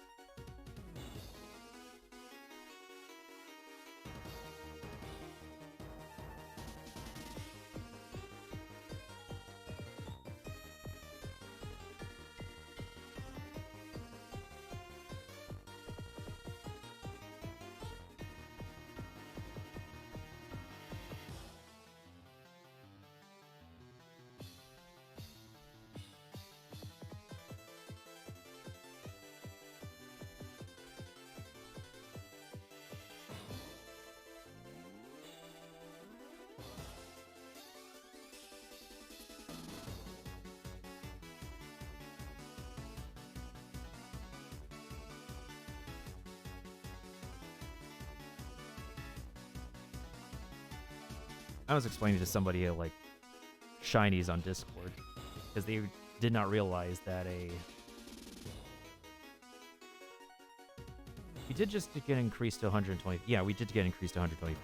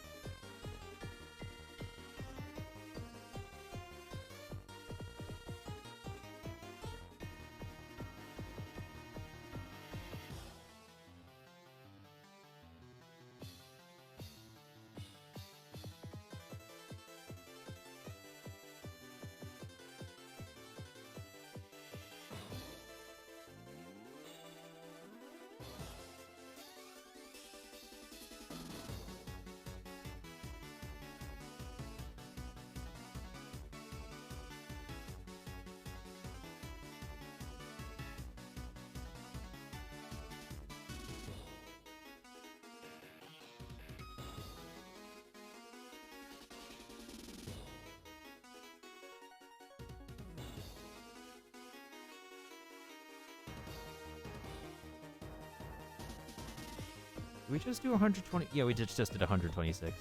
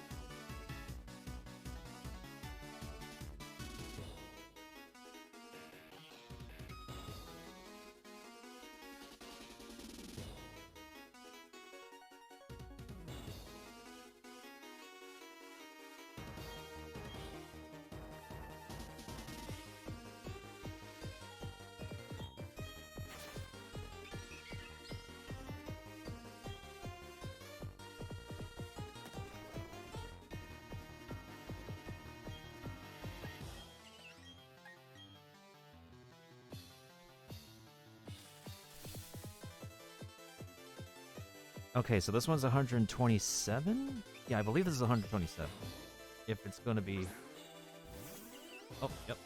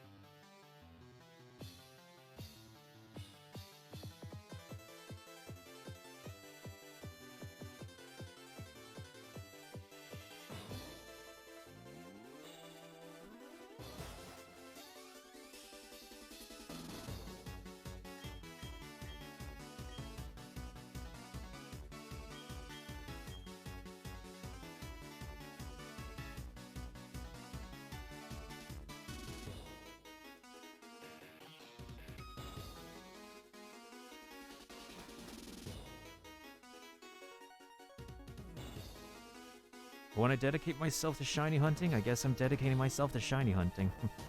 Also, if anybody has channel points, they could try to catch the electrode on the screen, as I currently already own an electrode. Alright, let's see if we can actually push it to like a 200 resets. Or if we get the shiny Piplup like before 200 resets, I would be surprised. I don't want to completely bet on my chances though, but...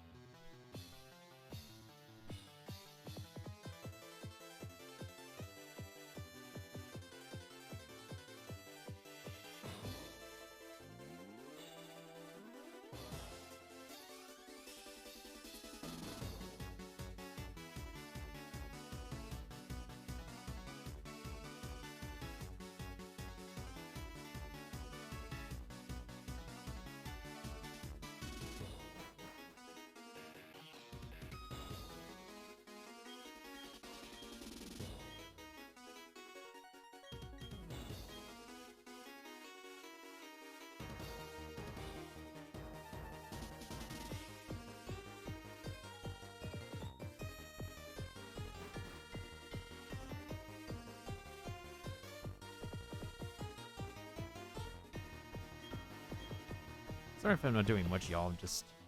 this is how the life of shiny hunting goes. I wonder how I could edit this into a video, actually. Maybe, like, do a time-lapse or something?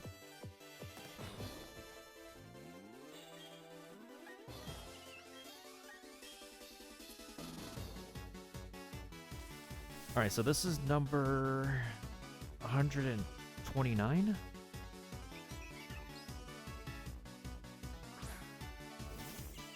129 is not it.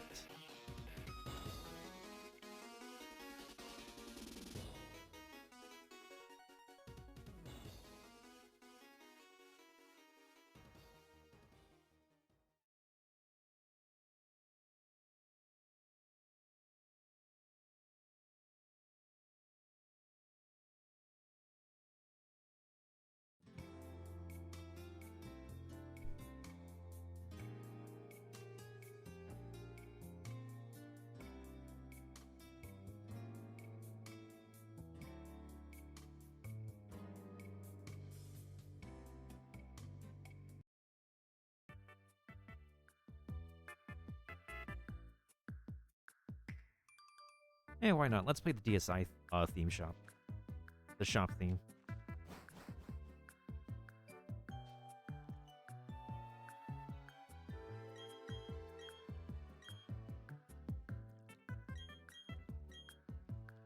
I love how it sounds kind of derpy at the same time. As I'm pretty sure it's made with the same instruments as the Wii Shop theme. If anybody remembers the Wii Shop.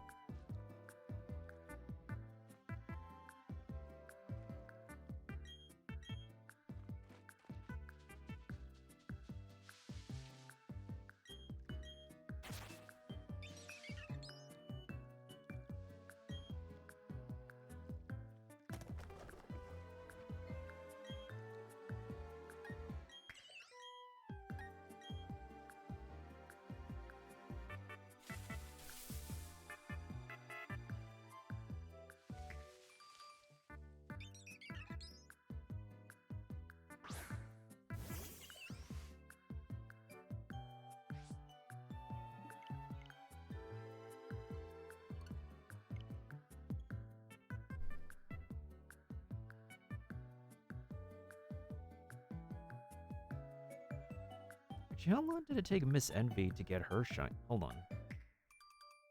Because Miss Envy is like someone I follow who shiny hunts.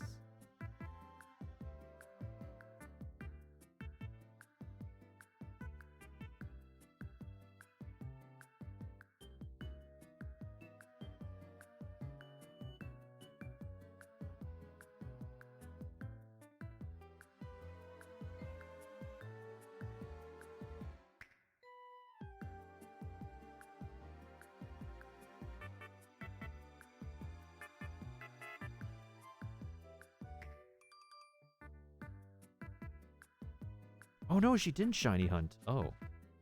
She didn't shiny hunt her, Chimchar?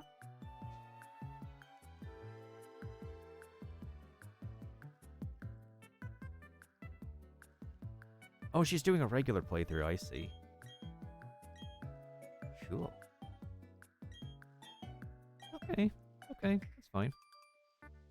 I mean, I would do a regular playthrough, but I already did that as a kid growing up for when I started and originally played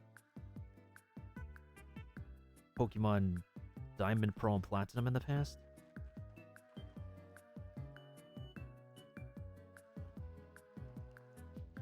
Okay, so this should be like 131 resets.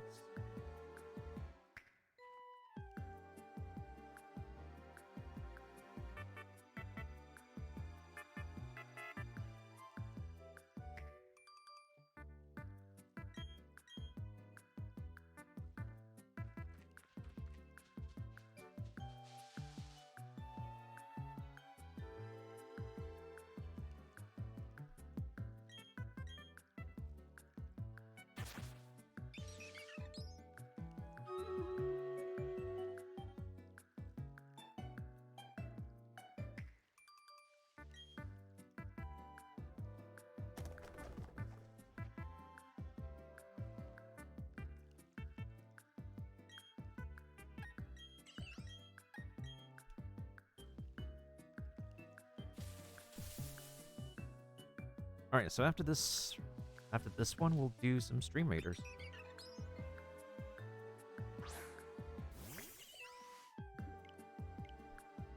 And that is 131 resets. Okay, we're about to hit 140 pretty soon. Lovely. We are definitely never going to get started with all this resetting we're doing for a shiny starter. Let's see.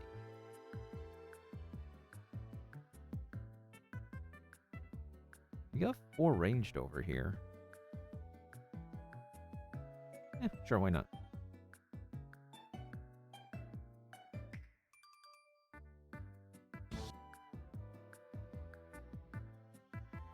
Oh yeah, that Buster just got owned.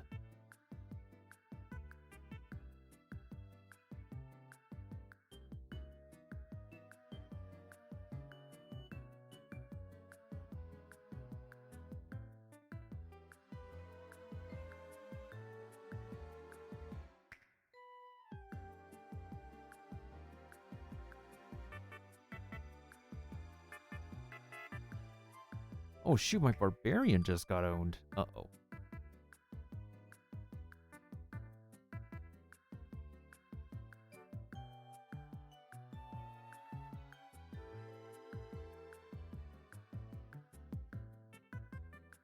Well, damn, we all got owned here.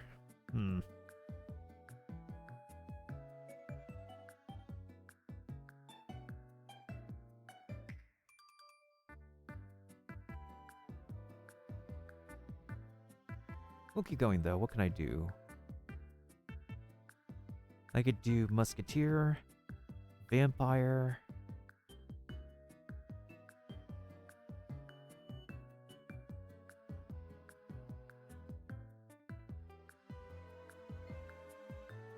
Do Vampire, actually. Let's actually start from this side instead.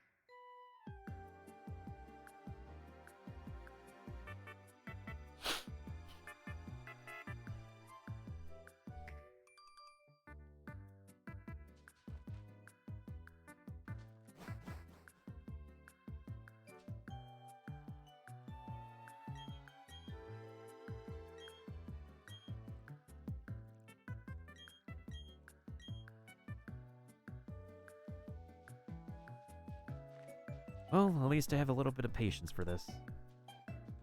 I don't really mind not starting the game right away because I already know like the general premise of the Sinnoh game anyways. It's just a first for me to like go shiny hunting. I just like thought of doing it on the whim. I'm like, why the heck not? The thing is with shiny hunting though is that once you go down that rabbit hole, you're going down that rabbit hole.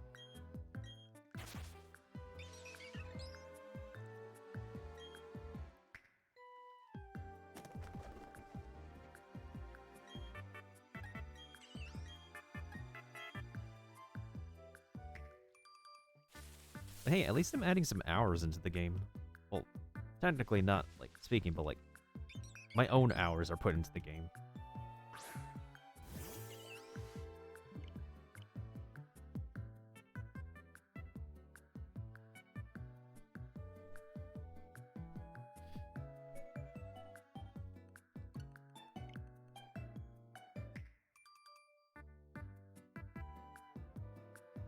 I wonder if anybody's playing Pokemon when I'm done with my resets for today.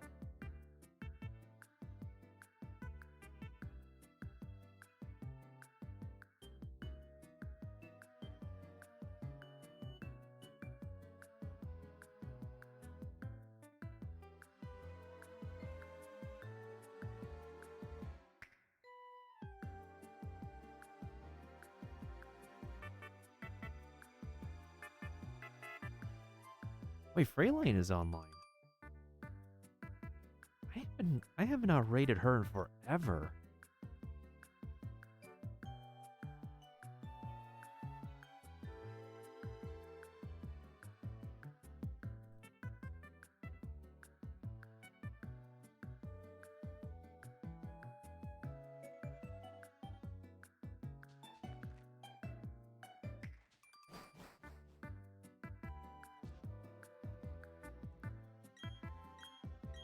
Yeah, all this talk about food with Mailbox does make me kind of peckish myself, but let's just get our resets done for today first. Because I know we're probably going to be spending so much time just simply resetting for this shiny Piplup, and then we could go ahead and get started on the rest of the game. Well, I'm still going to go for more shinies, though, because I might get a shiny Honchkrow, which means we'll have to capture a shiny Murkrow first.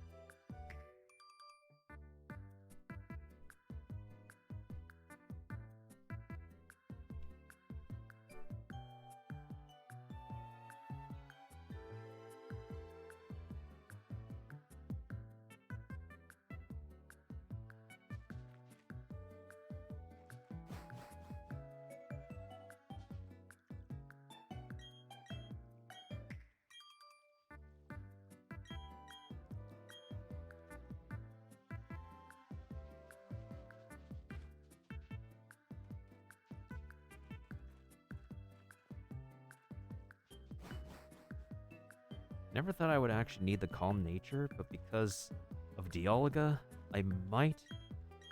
Because I can't wait to actually do some Abra hunting, because we're gonna need the quick balls that came with the pre-order.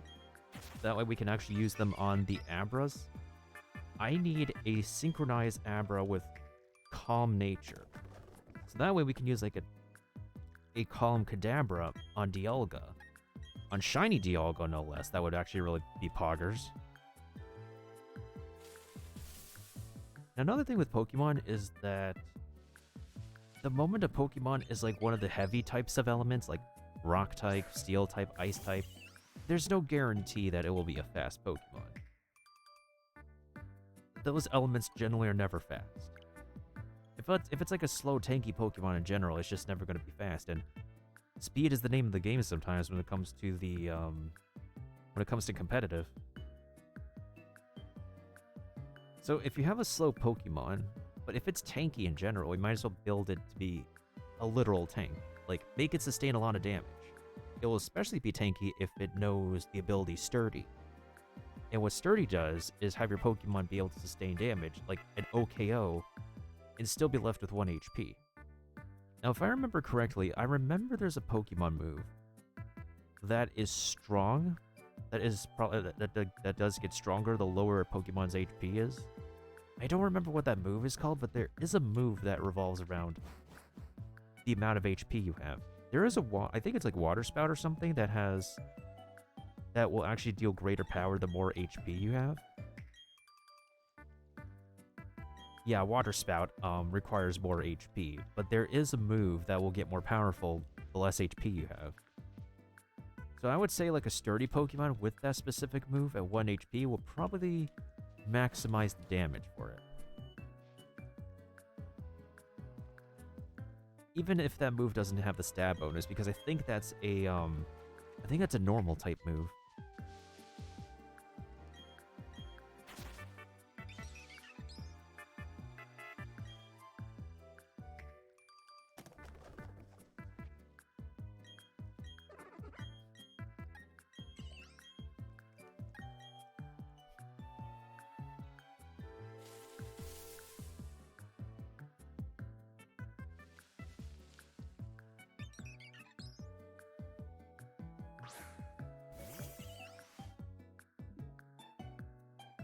This one is number 135. We're about to hit the 140 mark. Like, real soon.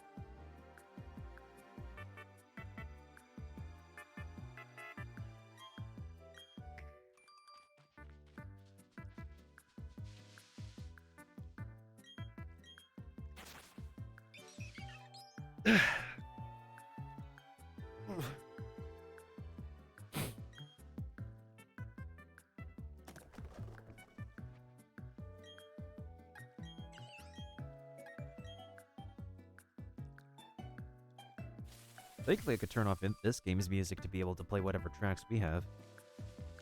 And I'm pretty sure we're all familiar with how the wild Pokemon encounter theme sounds already. This is 136.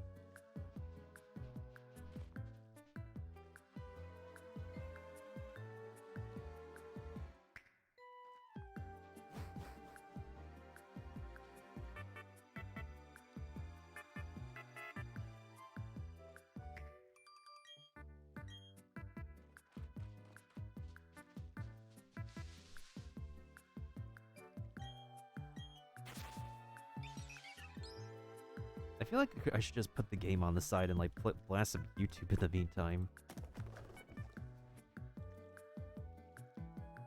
And what do we do though? Let me actually set up that scene. Okay, so here's how we're gonna do this. Because I don't... Oh wow, I forgot I don't have my thingy in here. Okay.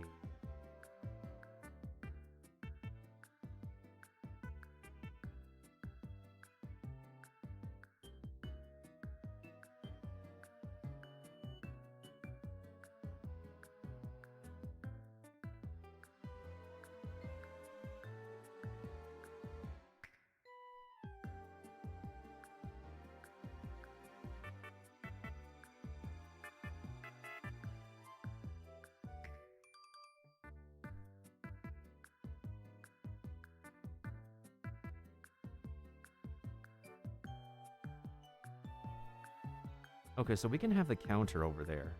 And then I just need to place my switch capture.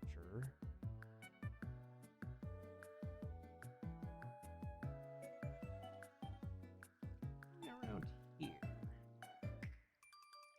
Just gotta make sure it's sizable enough so y'all can see it.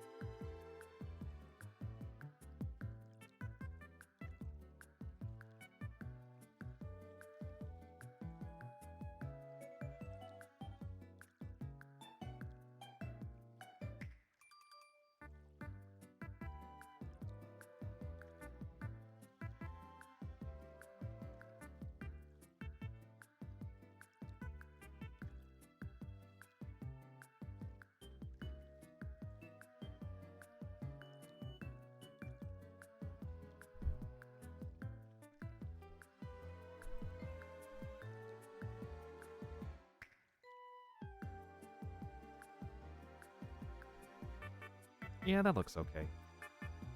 So I think I'll put the switch capture like behind the... So this is normally what I would do for the 3DS setup.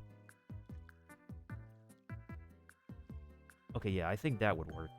And then what we're going to do is I'm going to open up YouTube on the side, so that way it'll give us something to do, something to watch, something to look at. Okay.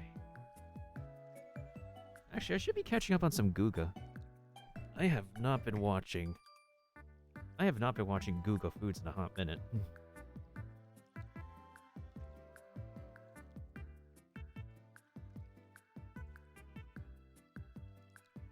Did I have a second Windows capture? Oh yeah, I did.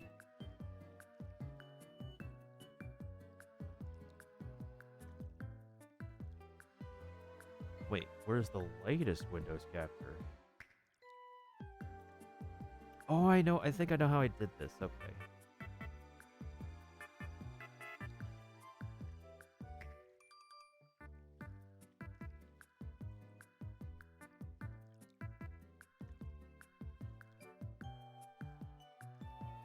Alright, where's the chat box?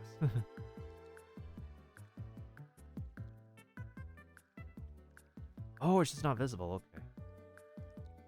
Huh. Interesting.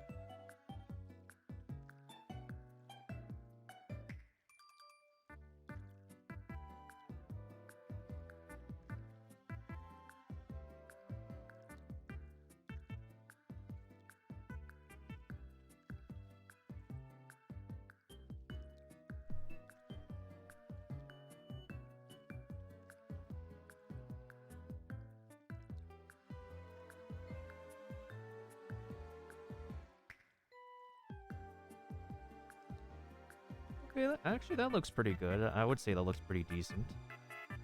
Let me just reduce the size of that Stream Raiders timer. Because that's a little bit alarmingly big. I think if it's tiny, nobody would be bothered by it. And then next, we need to put me in the control room.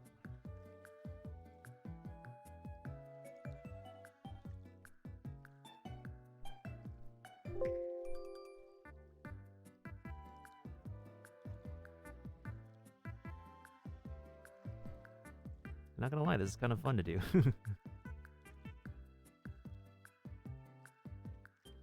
Oh, wait, never mind. Hold on a second. I did it before. I just didn't turn myself on in this scene. Okay, perfect.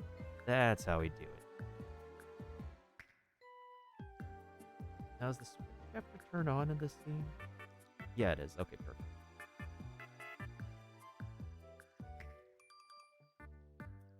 Alright, so while we get busy doing some shiny hunting, let's go ahead and catch up on some Guga foods, because I have not watched Guga in a hot minute. Did I not finish watching this video for, like, dry aging? Or did I actually...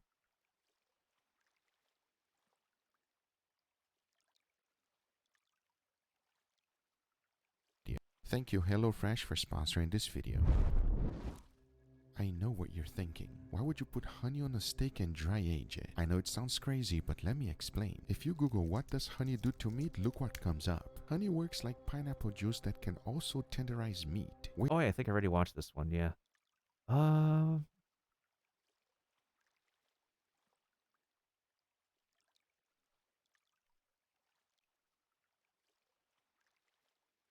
Dry aged steak and cheese. You know what? Let's watch this one. Dry aging steak and cheese. Thank you NordVPN for sponsoring this video. You see this? I know exactly what you're thinking. This guy is insane. But be honest, we all love cheese. Maybe not the way you're seeing it right now, but if it's mixed up with some meat and buns, oh yes, we all love it. This is heaven on earth. And since we like this so much, it got me thinking, what will happen if we dry age beef in cheese? Before you say this is madness, let me explain. Let's use Parmesan cheese as an example. As you know, it all starts from milk. Yes, cow's milk. Then it goes through a process of separating whey from the curds. Once that's done, all of the curds are put in a mold so that it can go to storage to age. And it's doing so, it produces some incredible flavors, including the king of them all, monosodium glutamate. You see this open Parmigiano Reggiano right here? These little white spots are small pieces of MSG. If I'm able to replicate this with beef, oh man, I'll be into something. So the first thing to do was for me to figure out what type of cheese I was going to use. Obviously, I can't just melt any cheese. Think about it, as it's hot, it's going to cook the beef.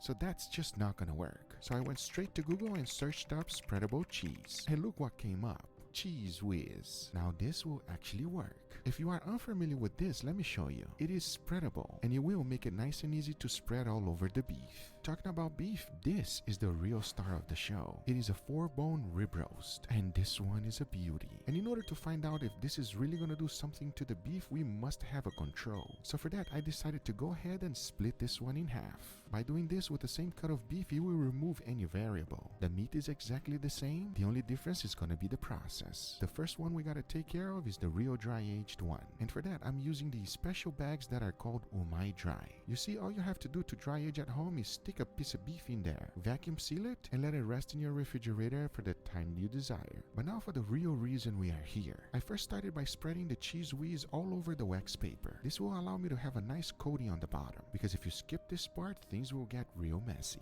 Then the next thing to do is to lay the beef right on top. As you all know, all there's left to do now is to cover the whole thing with cheese whiz. Not only is it very spreadable, it smells delicious. And as I previously mentioned, this is one of the easiest dry age experiment I've ever done. And to my surprise, for this size roast, 2 jars of cheese whiz was good enough. Because once I was done to ensure that this thing was perfectly covered with the cheese whiz, this is what it looks like. Now that is the world's first dry aged cheese whiz. The only thing left to do now is to let it rest on my refrigerator for 35 days. Once the time was up, I took it out and take a look at this. It is now solid. The smell of cheese whiz is completely gone. And even though I covered the whole thing in the beginning, you can clearly see that some of the spread ran out. It got me really worried, thinking that this experiment is a no-go. But in order to make sure, the next thing to do was to go ahead and remove all of it out. The cheese whiz has completely crystallized into the beef. That is actually a good thing. If you take a closer look at the bottom, oh no, that part is not dry at all, and that has some funky smell cheese to it. And right about this point, I almost stopped this experiment. But hey, we're never gonna know if we don't keep going. And even though this thing was super sticky once I was done, this is I what like I was that. left I like with. that emote. Now that looks like a horror show. It is by far one of the ugliest dry age experiments I've ever done. And the smell at this point is really getting into me. If you ever opened up a jar of aged blue cheese, you know what I'm talking about. But hey, we are here so far and we gotta keep going, as the next thing to do is to open it up. And I knew that the bones were a no-go, so I started by removing them first. And as I did, take a look at the inside. Oh wow! Now that is looking phenomenal. So I went ahead and started by removing the pellicle. And as I removed the first slice, take a look at this. That is looking very promising. So I went ahead to trim the other side as well. And oh man, now this is looking real good. And as you already know, I gotta remove all of these pellicles out. And as I was doing so, I was reviewed with some incredible beef. Because by the time I was done, take a look. Now that is a beautiful ribeye steak. And the smell is now incredible. And if you are wondering how much I was left, look, I was able to cut out 2 beautiful steaks. They are 1.5 inches thick, and when I tell you they are tender, I mean it. You can clearly see that the fibers between the meats are separating. That is a sign that the meat is extremely tender. As I hold it in my hand, you can clearly see what I'm talking about. And I'm excited to find out how it's gonna taste. Hopefully it's gonna be the best dry age I've ever had. Talking about that, for comparison, the other one is also ready. All there's to do is to remove the umai dry from it, and as you can see, it did the job perfectly. Now that is what dry aged beef is all about. To keep a fair comparison, I did the same exact thing as the previous one. I removed the bone. Once that was done, I went ahead and took out the pellicles. And oh yes, that is exactly what I was looking for. As I continue to remove all of the pellicles, you can clearly see that the waist is almost the same as the cheese whiz. Because once I was done, I went ahead and cut up some beautiful steaks. Take a look. Just like the cheese whiz, it's also 1.5 inches thick. And as far as smells, I can honestly say that the cheese whiz smells better. As I hold both on my hands to compare, I can tell you one thing. The cheese whiz is a lot more tender than the other one. And as you can clearly see, it looks like the cheese whiz also held a little bit more moisture. And it is extremely soft. In comparison, the real dry age one is much tougher. But at the same time, I know this one tastes like heaven. The cheese whiz, we're gonna find out right now, because the next thing to do is to go ahead and get it seasoned. For that, I like to put it on a tray so that I don't lose any of my seasoning. To really find out the flavor of this thing, I'm gonna keep the seasoning extremely simple. Only salt and pepper, nothing else. And like I always say, make sure you season it well, because the only thing left to do now is to go ahead and get them cooked. And I'll first be putting a beautiful sear in all of them. Once that's done, I'll be using my wireless thermometers to cook them in indirect heat. I'm looking for a final internal temperature of 135 degrees Fahrenheit, because now I say it is enough talking and it is time to cook them. So let's do it.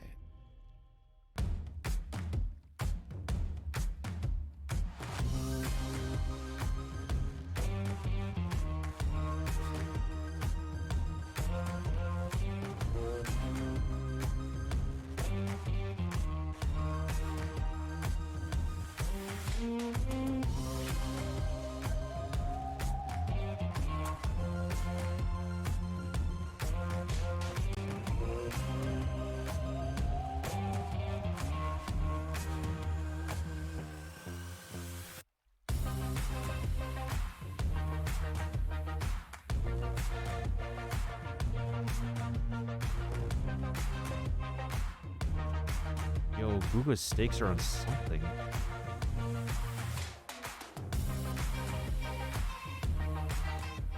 Like, his steaks are something else.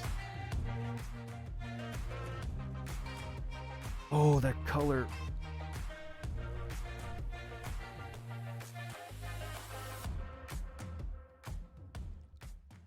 Before moving forward, I want to thank the awesome sponsor of today's video, NordVPN. I've been using NordVPN to protect all of my devices, and I can tell you that it is essential in Sugar Foods or you really good deal. So go to the link on the description and get your. All right, everybody, here we have our beautiful steak. Are you hungry, Mama? I'm hungry, the Gorga. That's good, because you're going to need hunger today. They smelling good. I know, right? Steak is always phenomenal. Mama, as you already know, I have a wonderful experiment. Of course you like do. always. Like yes. always. This one, I'm very intrigued. They know what it is, but you don't. At the same time, I say it's enough talking and it's time to eat. You ready? Let's do it. Okay, let's go for it. Let's go for this very first one here. This one, right? Yeah, these two are the same, and so are these two right here. Okay, very first one. Cheers, everybody. What happened, Mama? I missed this. What do you miss, Mama? Tell me. Dry age. Yes, Mama Z. That is my cousin. He knows what's up, everybody. Wow. If you've never tried a real dry aged steak, do it, everybody. You're not gonna regret it. I promise you. It has a little bit of a funkiness. Yes. Sweet. That is really good. It's a good funkiness. I don't It's people good. understand. No, Listen, no. he's not gonna. He's not saying like it tastes like. It everybody. doesn't taste like socks, okay? Let's make that No, clear. Mama. It doesn't taste like cheese, like old cheese, right? No. Mama? No. It's a little bit beef flavor. Yes. A little bit aged, a little bit refined. There you go. By no means does it taste like a weird steak. It just tastes like a better steak, everybody. Mama's concentrating on the stupid fly. Oh my You gonna God. kill the fly, Mama? Look at this fly. Look at this Fly. I touched it. You touched it, Mama. Here, we got a knife. Next time you got... Okay, back to business. You guys have fun editing that, okay? We're trying to kill a fly over here, everybody, but it's not working. You know, this knife is too big. You know, like Mr. Miyagi used to grab it with With a chopstick? Yeah. Yeah. Shout out to Mr. Miyagi. If you know what I'm talking about, you know what's up. But that is basically what dry age tastes like. It is a phenomenal steak. We highly recommend. I recommend. You recommend? I recommend it, yes. Okay. Oh, you look at you going from. You going for that cap? I'm going for the little piece. Oh, yeah. look at that. He's going for that cap, everybody. He knows what's good. Okay, Mama Zing, let's go for the next one. I'm excited for this one. Now, so you didn't taste anything different here? Just a nice, beautiful dry aged steak? Not that I could tell. I'm already scared of this one. Oh, we're about to hit like We never 138. know what we're going to get unless we The try bot didn't it, tell right? me. Yes. All right, very good. Second Oh, one. boy. Cheers, everybody. Ooh. Ooh. It's different. Yes, it is different, everybody. I'm having like a lot of emotions. Yeah, I'm having conflicting emotions. Sometimes it's good, sometimes it's bad, Yes, sometimes it's You know what it reminds me? What? Reminds me of that MSG dry aging. Yes, Mama. It reminds me of me MSG. You know why? Why? Because it has a lot of MSG in there. What are you doing? I'm kidding, Mama. I dry aged this one with cheese whiz. Oh, Okay. look at you going for seconds. I'm going for seconds. I gotta make enjoy sure. it, everybody. Gotta make sure. You gotta always make sure. Now that you said it, yeah, I can taste A little bit of the cheese whiz? Yeah. It has a funky flavor, everybody, but at the same time, like you said, because it reminds you of MSG, because the flavor lingers in your mouth and it stays Yeah, there. exactly what it was. When you eat this one here, the flavor is just enjoyable. Once you swallow it, it's gone. It's gone. This one here, once you tasted it and swallow it, you still I'm feel gonna that need flavor. some water to wash that one out. Not that it's bad. That one is. If you like cheese whiz, that one is excellent. You're gonna love that. This guy, lactose Don't- intolerant. My recommendation is I much rather the real dry age, just as you as well. But if you want some funkiness and some protection to your steak at the same time, something that might be different that you are willing to give it a try, this one is not bad. It's not bad. We had a lot worse, Mama. Yeah. We had a lot worse, everybody. worse. Anyway, guys, these are the results. I hope you guys enjoyed this video. If you do enjoy it, make sure you give it a thumbs up. If you're not a subscriber, be sure to subscribe for future videos. Remember, if you are interested in anything I use, everything is always in the description down below. I always love to watch Google Foods. Like, I don't know, like him and as of recently, Nick have gotten my attention with their videos lately. Oh, sheesh. Oh, anyways, I have a match of Stream Raiders to get to.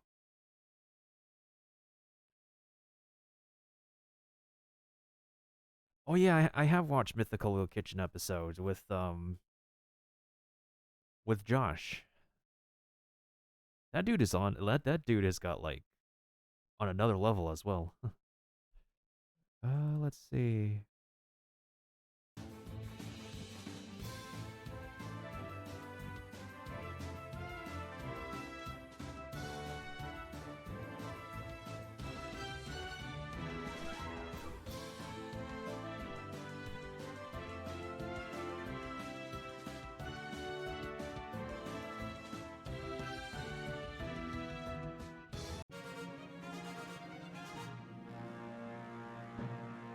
This one's gonna kind of have to go out to Louis because he did the most kills here.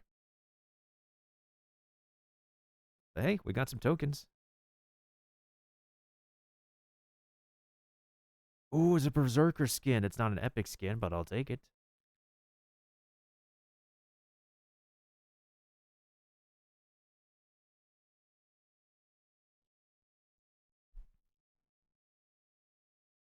Oh, there's a lot of units here. I do not like the looks of this.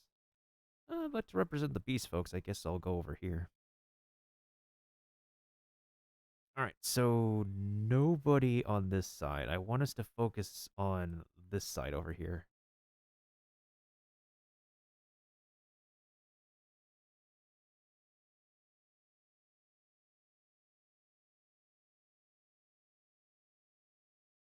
Most of the fighters over on the right side are level 1, so we'll be fine. This dude dry Asian marshmallow? What the flip?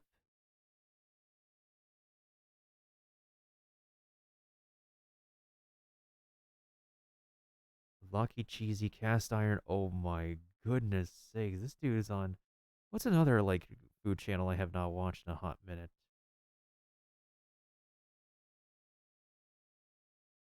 Oh yeah, sorted food.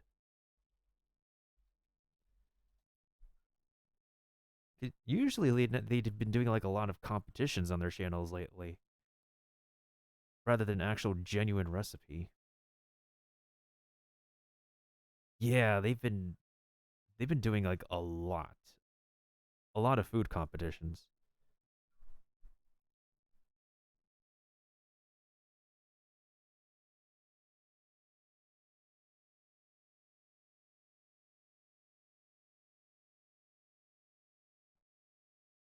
Let's do this one, chefs versus TikTok.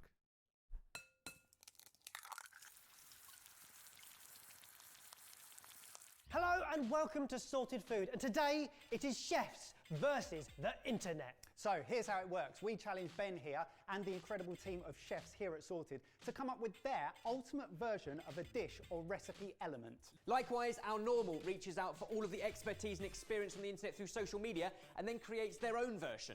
And to keep us on our toes, we've been joined by pro chef and potato princess Poppy O'Toole to judge a winner. So let's get down to it. It's chefs versus TikTok in the ultimate battle royale of Dauphinoise. Game on.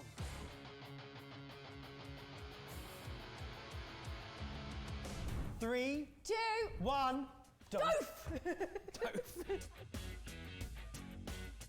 Genuinely, one thing I struggle with when I go shopping for potatoes, I always think there's so many different types. I never know which one to go for what thing. I end up picking the prettiest looking potato. What should I look out for? It depends what you're making. It depends what you're making. So, you know, if you're going to go for a mash, you want starchy because you want the starch molecules to be fluffy and separate. But I think King Edward's is nice and starchy. Maris Piper's a good all-rounder. It can go into quite a few good things. Ben, what potato are you going for? Given we got the Princess of Potato here, I thought I'd keep it royal and go King Edward. For me, deliberately chosen because it is more starchy, more floury. It's going to help to thicken the cream that we cook it in, and it will be much more unctuous. Ooh, it's a good word. This is word of the month. Oh, is it? Do you get on a little calendar? I was advised to go for a Maris Piper. It's a good all-rounder, but I do want a bit of starch content. I do want something a little bit waxy because we want to be able to bite through it. We want some texture. We don't want something really fluffy that's just going to fall apart. That should be fine. Chef Ebbers, what's the thing that makes your Dauphinoise jump out then? It is going to be that kind of richness of the creamy mixture, slightly thickened by the starchiness of the King Edwards, but it's all about the flavour of the cream as well. So I've started with butter and sauteing off garlic, but then I'm adding kind of roasting hard herbs. So I'm talking rosemary, thyme, sage, chopped up, added in, along with the dairy to infuse slowly and gently. What's really good to see is they've gone for a lot of butter, which is always good with potatoes. Anything's better with butter. Not traditional in any way, but the wonderful TikTok community shouted at me to add some bacon in. And who am I to argue? So basically what I'm doing is frying off some bacon in some butter, adding some garlic, and then I'm going to add my cream and milk mixture, which we'll get to in a sec, to all of that flavour. All the advice I was given, the ratio, 3 to 1, double cream to whole milk. I love how he's saying advice, so he doesn't get. If They he say double ruins cream in it, the it's UK, not him, it's someone else. whereas heavy cream for us. On advice. But interestingly, that ratio is really important. 'Cause I think traditionally it would have just been milk, and it's the starch of the potato. I think it's only more recent, and I say traditionally like Escoffier and like old school. So, but now I think we associate it with cream. So we've kind of gone a mixture, a blend, but mine's 1.5 times and yours is 3 times. 3 cream, 2 milk. Here we go, already a point of difference. Whenever I've made them, and I've seen them being made by other professional chefs as well. Go on, do you want to drop a I name? do want to drop the name. I've Go been on, trying do to it. get it in all day. Michelle Roux Jr. Oh, God, Yeah, just Let's get do it 10 more resets. He made one in front of my eyes, but it was, he called it a gratin more, but it was very much similar, but it was just cream. Fried off the potatoes first to get them a bit of colour, and then put smoked salmon in it. Now that's that kind of bridge between classic and bringing new flavours to it. That smoky richness that you get from salmon, I feel like is a smoky richness you're going to get from his kind of bacon pancetta kind of vibe. But there's also versions out there that use things like anchovies in the cream that give you that richness and saltiness. Another classic flavour, a little nutmeg. Oh, I love nutmeg. Yeah, It's like an interesting earthy tip note. Was fill the pan that you're going to bake it in with potatoes, and if they kind of fit, that's a good rule. Interesting that the normal is choosing to peel your potatoes. Yeah. I'm not going to. What? And I think this might divide people, but all the extra flavour, all the extra fibre, a little bit extra texture on sort of crunchy bits, for me, I'm not going to. I'm with you on that. I'm an anti-peeler. Oh, are you? Don't get it. Don't see the point in it. Oh no, I think for something like this, it's an intricate dish. Well, it's a delicious, decadent dish, but it's meant to be a little bit classy. You're meant to put a lot of effort into it. So I'd always peel. I'd always peel. I've opted to chop it up to get more surface area as it fries in the butter, but more importantly I than that, do I'm now both. going I to peel and blend it. not peel. So we get all of the herbs into the cream. Wow. Then I will season it salty AF. That's the most uncool thing I've ever heard anyone say. Game As Awards. salty as the sea, because actually we're not going to season the potatoes and it needs to have plenty to absorb into that. Salt, pepper, and now the zest of lemon. So my creamy mixture, that's going into my bacony, fatty, garlicky mixture with some nutmeg and a pinch of salt. Don't want to over salt it, but I do need the seasoning to be heavy because the bacon's already in there, it's already salty. But I've got to get it spot on. Bring that up to a boil, then down to a simmer and in with my spuds. How are they not going to break? Everyone said use a mandolin because it's a little bit more consistent. I need them to be. This is a good perfect episode. We all love thickness between potatoes. Too thin and too thick. It's gluten-free So too. If they're at that exact level, they won't fall apart or break in the cream. Jeopardy. Whilst our normal is taking TikTok advice and using a mandolin, as a chef, I haven't got time for that. I'm backing them straight through the slicing disc of a food processor, but I'm keeping the skin on. That's cheating. I really thought you were going to just bring out some skills for a second. Yeah, I thought you were going to say, as a chef, I'm going to smash through them with a knife quicker than he can do on a mandolin, but no, using a machine. Pop out in, innit? But there are points of difference here. He's cooking his first, I'm not. Mike, I like how you've taken loads of time, carefully and precisely mandolining and not chopping your fingers off, and then you just smashing a wooden spoon in there and just... I'm trying to delicately make sure that they're covered, but, Yep. it's the cross between making it easier as a normal and getting it consistent enough to be consistent. I love that. Ebbers is bathing in potato and cream. You know the food's going to be good when it slaps like that. More cream, When it Fluffy slaps like yeah, that. that's why I put it in a huge bowl. Because the cream was warm and beautifully seasoned, but I wanted to cool it down quick enough because I don't want to pre-cook my potatoes. This is a King Edwards, they will go quite floury. I want that to happen in the dish. How do you feel about him slagging off you pre-cooking your potatoes there, Mike? If he wants to take on TikTok on his own, then good for him. You ready for more controversy? Absolutely, Evers. As a food team, we quite like the idea of this being a nice rustic dish, but paired with some crunchy bits. Why we left the skin on. So now, having zhuzhed it all up in the cream, a bit like when you scatter a deck of cards across the floor, now kind of shuffle them all back together, and then they go into the dish stood up. So it's almost Hasselbacky, Oh. Yeah. In terms of the layers are just going the other way. Well, this is controversial. It is controversial. I like it. It's definitely taking the classic somewhere else completely. Yeah. So I'm now just rubbing some butter on the inside of my baking tray to make sure that there's no stickage. And then potatoes in, cover with cream until just above the potatoes. Now into the oven at 170 for 20 minutes, covered with tin foil. Then I'm going to lift it, I'm going to put some cheese on it, turn it into a gratin, and probably get scowled at by Poppy. Now, I don't want mine to be perfect, but I do want it to be tight, well packed in. So I'm finding any last slot that I can just slide a few more in. I'm adding all of that wonderful cream, so there's plenty sticking out that will go crispy, but the bottom will begin to cook and go for that like floury loveliness underneath. Oh, that's a good idea. With it all stacked up and creamed up, I've now tin foiled it, and it's going to go into an oven at 200 degrees Celsius for half an hour to certainly start the cooking process. Then tin foil comes off, but put it on a tray because if any of that cream bubbles over, mess in your oven. Next, peel back the tin foil, grate over some Gruyere and some cheddar, gratinate that, because it's a gratin. Make the cheese all bubbly and gratinated. Gratinated, And, that's a good word. hopefully win a Dauphinoise battle for the internet.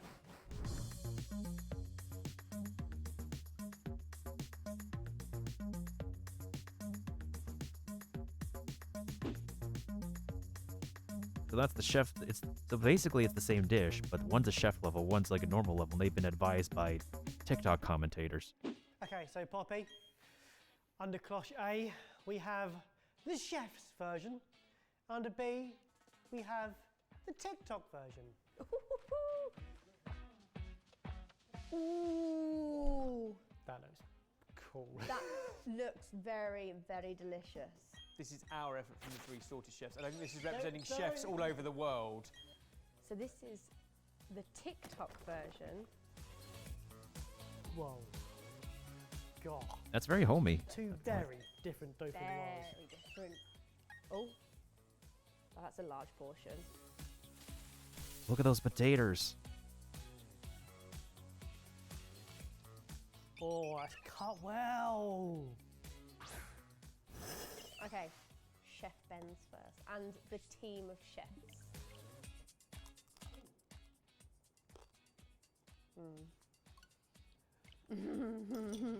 That's the noise you want. That is delicious. There's enough softness of the potatoes underneath that give you that kind of like creamy texture. And then I feel my arteries, you right? get that crispy bit on top. That's which like a guilty is pleasure, pretty dude. Delectable. That's going to be very difficult. Hang on. Next one. This is the TikTok version. Some people will call it less Dauphinoise, more an abomination.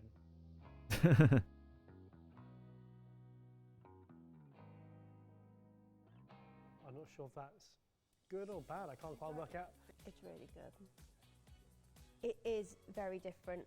The smokiness of the bacon or the pancetta is just delicious on this one.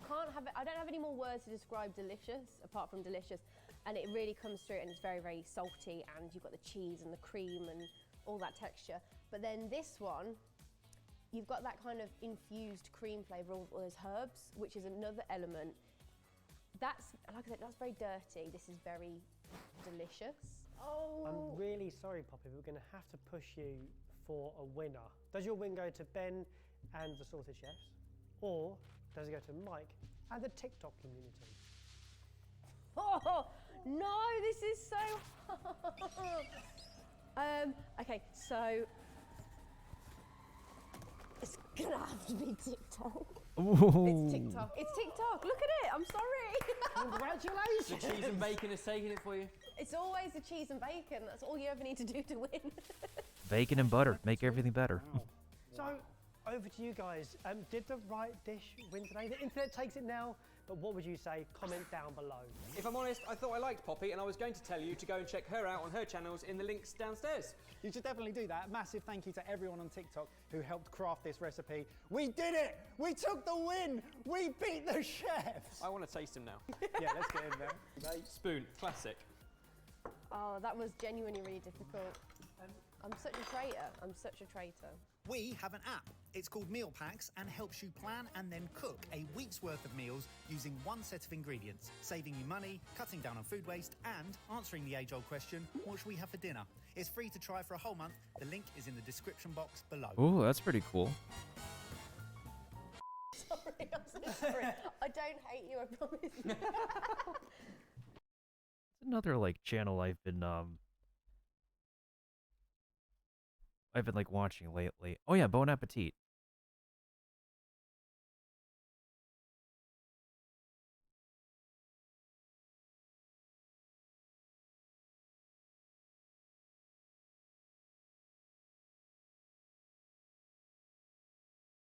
I've been watching like a lot of this channel's videos too. What is one I haven't like watched? Oh yeah, trying everything on the at the specific placement video.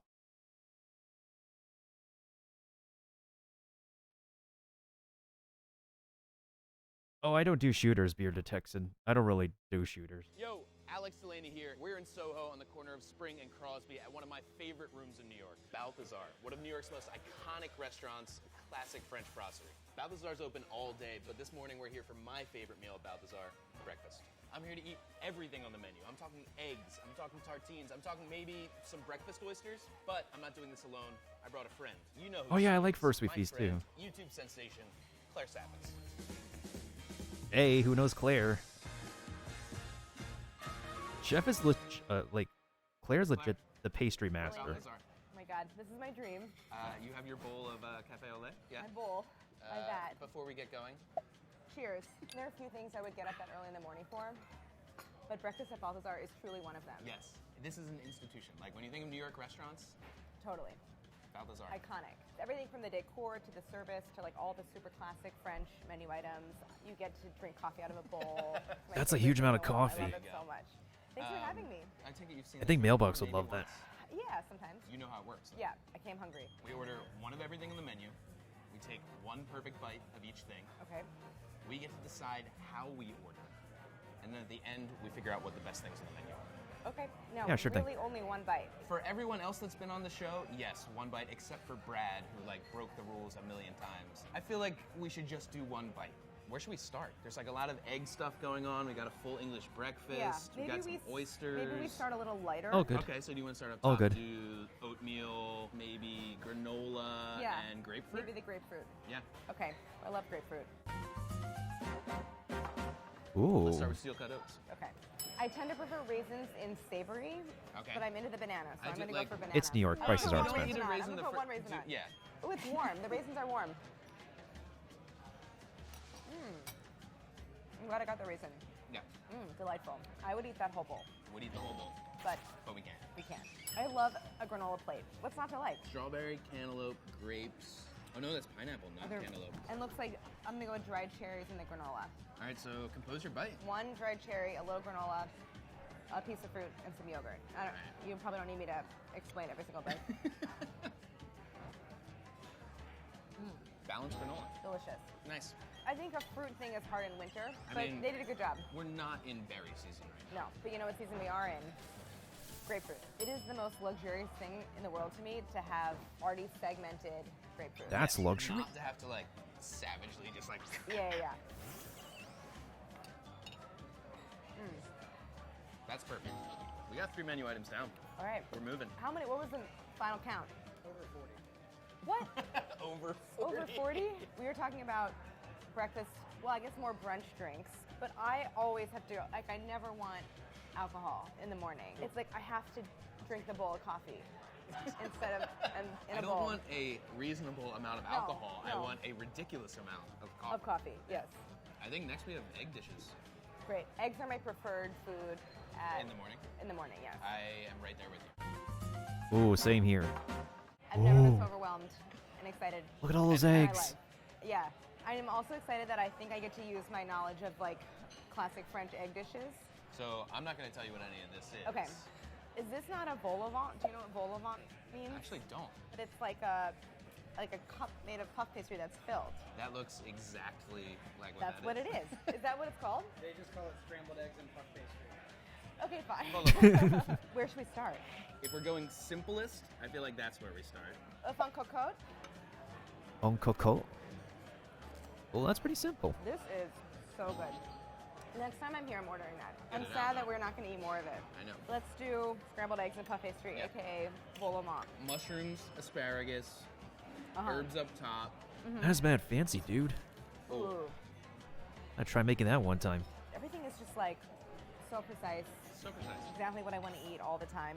And like the buttery puff pastry plus the cheese and the eggs plus the vegetables plus the herbs. An We've ideal got- breakfast that I'm now going to put over here. But don't worry, the crew. Oh, I know what it is, everyone dude. Gets to eat all. This is not being like thrown out. We're going to be over there at the end. I'll be like opening up my purse.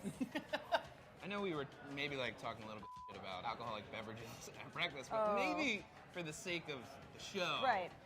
we should order a drink. Bloody Mary, Oyster Mary, Mimosa, Bellini, Kir Rosé. I'm going to go with mimosa. Hi, I'm gonna do a Kir Rosé. Okay. You're gonna do a mimosa. All right. Yeah. Cool. This is not anything I mean, it's normally called order, coffee with but I'm milk for a excited to eat reason. it. I want to point out that the salmon would be Russ and Daughters approved in terms of the slicing. Oh, You can so nice. read the New York Times through it. Oh, yeah. That's thinly sliced. All right. This Get is, into it. This is like a classic brunch moment of like the Oh, before we actually continue Beard Detection, just wanted to double check. How do you say that? New Orleans or Nolans? just want to check. Just asking. yolk spelling out. That's a very well poached egg. I love my That is poached eggs, perfectly dude. poached egg. Okay. Yo, that's like close to butter sauce. That makes me feel like I should be ordering more eggs Benedict at breakfast. It is delicious. Oh, Ooh, thank you. very well. Oh, ooh. Cheers. Cheers. This is also like this is the second course. Yeah. We have more. I think maybe we do back-to-back. Oh my Benedicts. god, I didn't even see that one over there. What do we got here? I'm already short-circuiting. We have entirely the same thing with him. All right. This is a big bite. That's fair enough, dude. That's fair enough. I love the ham. The ham is nice. I think I prefer the salmon though. It's so good. My god. All right, on to the Incredible. next. Okay. Let's do it. I know that I'm gonna- avocado toast gets a bad rap. I still want to eat avocado toast. I don't care. And I'm interested in this sort of like Tomato pepper situation. tomato concasse. I think I'm just saying French words now and I don't know. You ready? Yeah. Ooh. Oh. So satisfying. Okay. Oh, having that one bite has got to be amazing. Little sweet, little acidic. Super tasty. That's nice. I think Poached avocado eggs, toast works baked well with greens. salsa. It's 14. So it looks like it's broiled, but the egg is obviously still, it has the wobble. But it is a little more Wobble, wobble. through A little, because a you're little more broiled done. out. Yeah. Right. Although this one Oh, is wow. nice and runny. Oh. So it might be topped with, I'm going to go with like a bechamel. Oh, you think? Yeah. And then what do we have here? What are these? That's what I was just trying to I feel figure like- out. I want to say turnips. Like sliced I- across yeah. and then quartered. Artichoke. Oh. I love that. Artichoke, one of the Ooh. most underrated vegetables in the world, I think. When I was a kid, my mom used to make steamed artichokes and serve them with butter, and we would fight over the heart. Because it's so delicious. So I'm going to get a little bit Understandable. of that, a little bit of the spinach. All right. Ooh, that's got to be really healthy, kind of.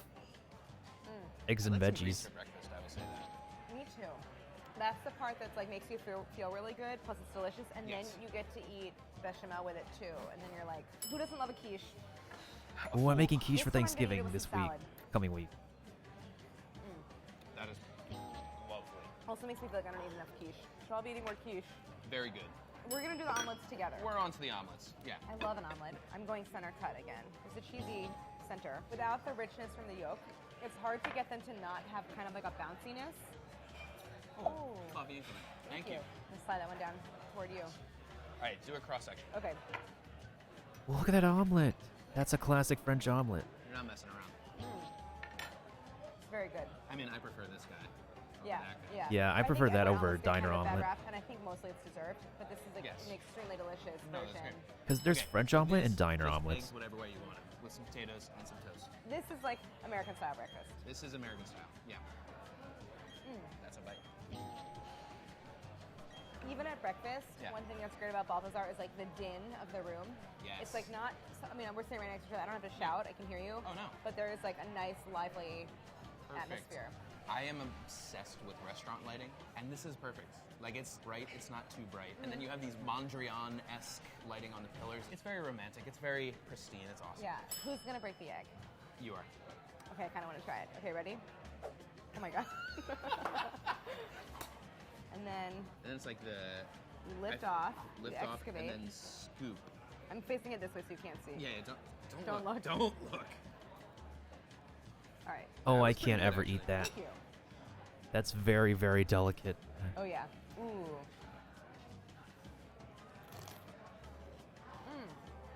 What's not to like? Claire, we just ran through all the egg dishes.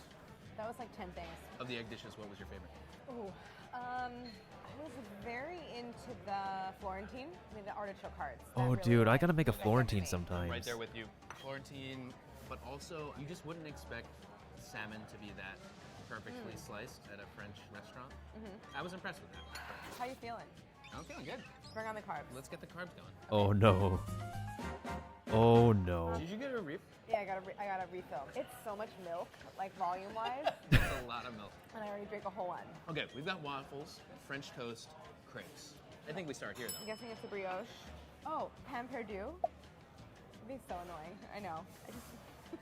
Oh my god, it's so light. Super light. Wow.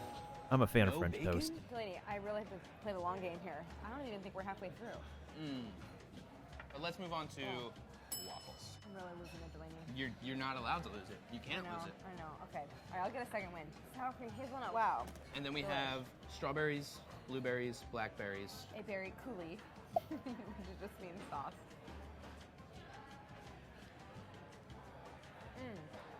Berries go well with these breakfast carbs. I like that more than I want to. I actually really like that. That is super That is delicious. so good. Like the So this tartness crepe and looks a acidity. little darker, maybe than most crepes. It's a buckwheat crepe. Do you know what they call a buckwheat crepe? Please enlighten A me. galette So what we call a galette at BA would be confusing to the a French person. Yes. Yeah, yeah. Okay. I think. Ham and Gruyere in the middle. Huh, interesting. Ooh, that makes it a galette complete. Ham and cheese. Super delicious. We're good. All right, we're gonna do sandwiches now. Let's bring them out. All right. There's a croissant witch. Okay, Claire. Dude. We have some bread in front of us. What do you want to lead with? Let's just start by cheersing. We graduated to green yeah, juice wait from a minute. coffee. That was appropriate. For some added health benefit. Yes. So we said we were also gonna do the sides. Looking back at the menu, Green juice we've is already overrated. eaten most of the sides in tandem with other dishes. Right. This is the only one we haven't. Okay. Because like, don't let what I'm saying like deter you from having like this thing. It's just that all you're essentially doing is throwing like a bunch of fruit and veggies into a blender. But the problem is, you're essentially erasing the fiber and just having like mashed up vegetables and juice with a lot of sugar content. You need the fiber if you want to get through and like digest the rest of everything else. And sure, you can get like the same vitamins and minerals, but the problem is like you're still like getting on that sugar content. Should we start there? I think we should start with it. Okay. I've had enough green juice to like get tired of it. Lovely sort of. That's quite good. Perfect amount of salt. I feel like There's a lot of vegetables that are really good when they're roasted. in bacon in animal fat. No, there's a lot. Tomato is good. Savory, delicious. Garlic is good. Rich. If all Squash is Strong so cosign. good. grilled tomatoes tasted like that, I would eat more. So plain bagel. We've got some cured salmon. We've got some watercress. The French call this the bagel complete. Do you want to do the honors, or should I? Yeah, go for it. I think you can learn a lot about someone watching how they build a bagel. Interesting technique. What is an interesting technique? Go with the smaller pieces of onion. And then... Well, I just let me just look Claire away. has never been Gonna- more disappointed. I'm gonna drink my green juice. Yeah, drink. Oh the yeah, green juice. asparagus is amazing too. Okay. That's a lot of onion. Okay. Wow, excellent job. Ooh, that sounds pretty good. Here you go, Kev. All right, back away. All right. There's only one way to eat this. Pick it up and bite it. I take a bite, you take Yes. a bite. Okay.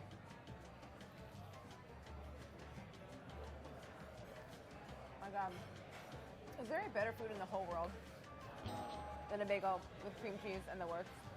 It makes me so proud of my people that like we came up with this. That is a good food. Yeah, so good. It's the French version of a bagel and cream cheese. Some pickled red Pickled onion, onion. cucumber. Ooh, I would have that in a salmon, heartbeat. Little dressed greenery. Dressed greens. Oh, you could hear the crunch.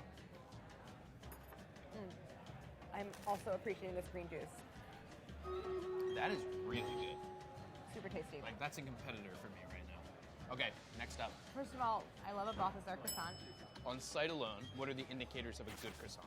I think you want to see like visible separation of the layers, deep, deep brown. And it should be an audible experience. Yes. Do you want to cut it in half? Sure.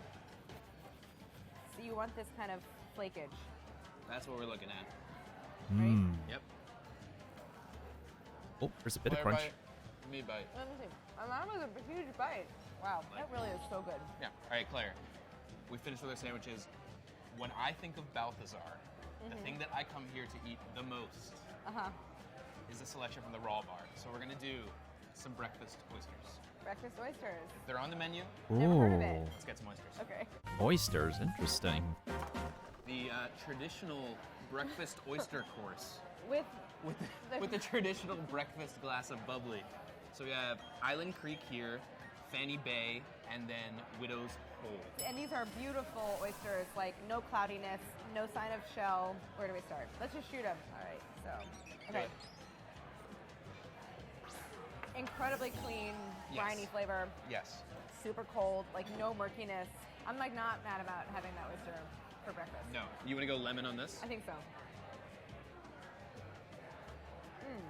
This to me is like the platonic ideal of an oyster. A little bit of acidity and then a little finish that's sweet. Just Yeah. like so good. I can't eat raw oysters. It's That just is too weird for incredibly me. creamy. Yes, I was just gonna say. I really love that.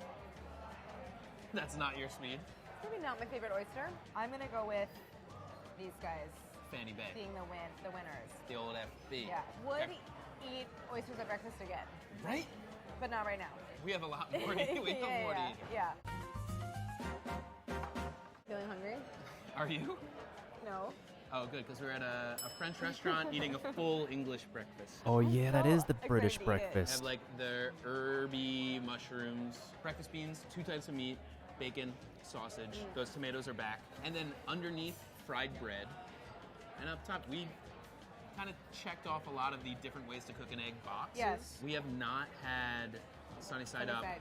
fried-ish situation. Look at that egg wobble. That's perfection. Actually, you know what? I'm gonna try and get everything in one bite. Okay. All right. So build up the beans, tomato. Oh man, I'm butchering this. All right, full English, single bite. That's not even that big of a bite for you. It's not.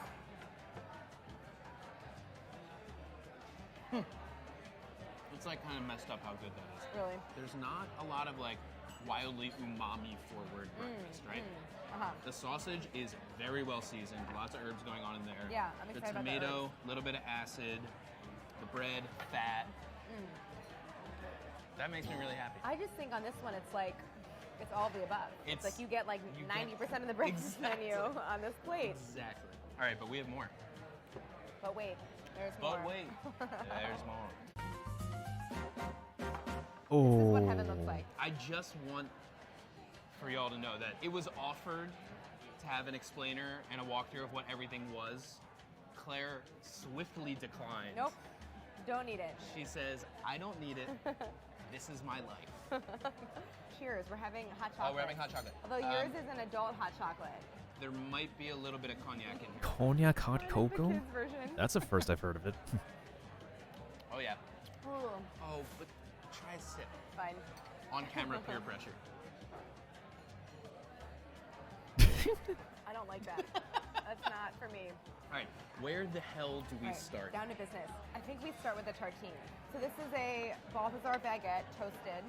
What kind of jam do you want? Strawberry and wild blueberry. I'll go for blueberry. Here, me too. That is a jar that I can get the lid off. I think we should do this every morning. I was just gonna say, do you want to do this again? This is really nice. So good. Fantastic. It has everything. It's airy, it's chewy, it's crispy, it's crunchy. All right, where are we going next? I think we should get the scones out of the way. Let's get the scones out of the way. Okay, plain scone-ish. Maybe there's something in there we can't see. Of all the pastries, scones are at the bottom of the list. It is a tasty scone. It's a tasty scone. But I'm like, let's keep it moving. There's no room for that. Oh yeah, interesting thing is that a lot of the British people would say like what we call the biscuits, they would call a savory scone. Interestingly. Oh, multiple types of dried fruit. Just like a dried fruit scone. Which I can see why they say that.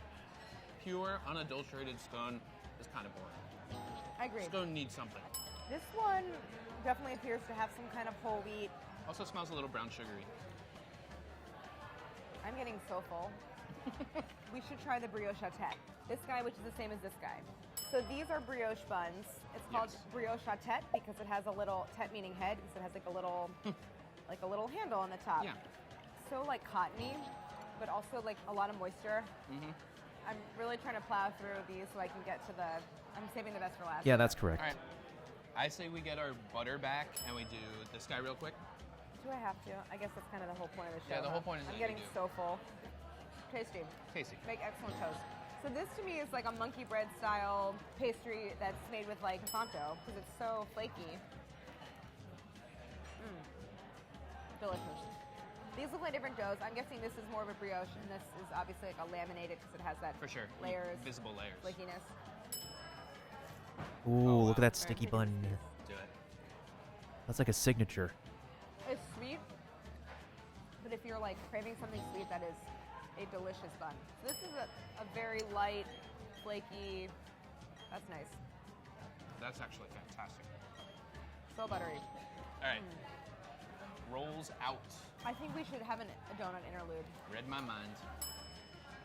The texture of that looks fantastic. Yeah, it looks delicious. That's lovely. Go for the papitas? Yeah. Ooh, Oh, it's a pumpkin donut. Ooh, that's a seasonal flavor, I bet. But really, not like the interior is not sweet. No. That is good with a little bit of hot chocolate. With a little bit of cognac. One donut left. Ooh, look at the like glaze application. Ooh, that looks like an actual donut glaze. Like an actual but proper you know what? donut. This is the move. Because these are not sweetened, and so I want you got to give it the. Give it the little bit of love that it needs deserves. to dunk. I actually think it's better in coffee, but this is delicious. Oh, that's still very good. All right, now Pan au chocolat. I will say one thing: 2 thin strips. That's what you want. There, there. I know That you way, if you have a bite here, get chocolate. Have a bite here, get chocolate. Have a bite here, get twice the same amount of chocolate. You control your own destiny. I don't need these enough. That's a really good one. That is really good. We're in the home stretch. We are literally 2 bites away. I love an almond croissant. It's almost too good. Claire. All right, the apple tart. Let's talk about an apple Possibly tart. the king of all desserts. Oh, Oh my gosh, just like, and it's a lot of look at apples, that. too. Wow. Now that's an actual apple tart. Those apples are awesome. Super. Because I've had like an apple tart from a bakery that's just used too much of the bread of the dough aspect and not enough apples. Delicious. Well balanced. Not too sweet. Like everything. You I need to want in pack the apple apples in an apple dessert. tart. We did it. We're gonna clear these all out. Okay. We're gonna come back with our top 3 menu items at Balthazar. We're basically there. We're on the doorstep. I'm proud of us.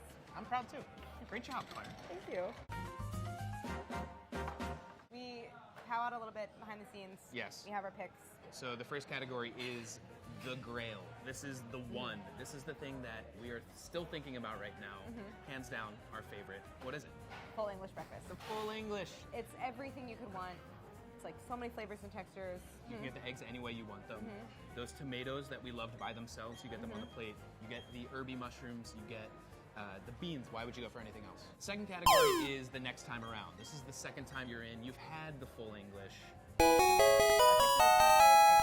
We loved it because you have a lot of richness from the bechamel. I gotta have an you eggs get Florentine beautifully sometime. Poached eggs, and then all these greens, so it feels hearty and rich, but also kind of nourishing at the same time. And then that little piece of artichoke. The artichoke heart, that like puts it over the edge into Oh. something extremely special, and like you would Perfect. never make this for yourself, and it's so well executed No, here. that's a dish that if you want that dish, like come to Balthazar. Yeah, I would order that again in a heartbeat. The third category, this is the hidden gem, this is the dark horse, this is the menu item that only the regular would know. And this is like, we both kind of, when you said it, you were like, and I was like, yep, this is the tartine with bread and jam. Which I think visually, sort of like, most people would look at it and be like, it's toast. But it is such a well-made baguette, and there's such like purity of flavor with just butter and good quality jam. It's so delicious. I think it's really emblematic of like what French cooking and baking is, which is super simple, great ingredients, just like completely delicious when you put it all together. And also very indicative of what Balthazar is about too, right? I want to announce a special fourth category that I had to include because it was such an improbably delicious part of this morning, which was breakfast oysters. Breakfast oysters. So this is like the thing when you're coming with a group, order for the table. Breakfast oysters and pancakes exist in the same family. Right. You order them at breakfast for the table. Claire, I feel like you were the only person that deserved to be on this episode, that felt right to be on this episode, so thank you for joining me. God, thank you for having me. This was the greatest breakfast invitation I will ever have in my life. Yes. Thank you so much. Thanks for watching. Thanks to Balthazar for serving us and letting us crash their very busy breakfast service. I'm Alex Delaney. That's Claire Sappitz. Bon appetit. I'm gonna go home and nap. Big nap. That was a pretty pleasant episode to watch. In any ways, what is it? Oh yeah, let me see like what's the latest Eater like video. Eater is actually a really good channel. I love their editing style. And yeah, I totally love their editing style. And they are primarily a food documentary channel. And they're really good at like putting these documentaries together. And it's just completely fantastic. So they have like a lot of like sushi chef videos, I will say for sure.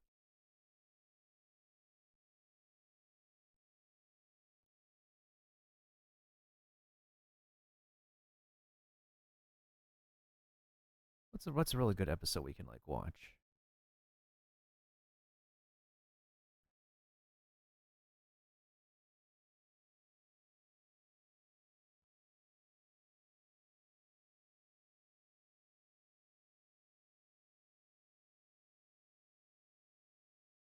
I guess while we're here in the New York category. 今日私作るキューブ寿司、まあキューブっていうから四角い寿司ですよね。それで、今日長崎から来た穴子を使って作りたいと思います。キューブ言って、真四角の小さいキューブの形。今そうですね、穴子を穴子の骨を焼いた骨と一緒に取っただしに醤油、酒、みりんそういったものを入れて。地を作った上でボイルしてます。ご飯の中、シャリですね。シャリの中に椎茸の佃煮、キューブ寿司を作る工具です。まずね、これを立体的にしてこの中に、ご飯を詰めていくんですね。先ほどしたいきますね。この状態で型を抜きます。Oh yeah, I've watched some episodes. キューブの型ができます。これが今日先ほど煮た穴子です。層を作りたいと思います。今からきゅうりとミルフィーユのようにとどめに、漬けのウニが乗っているんで、もう醤油をつけずにそのまんまいただけます。キューブ穴子の寿司です。Oh, that's a really lovely bite.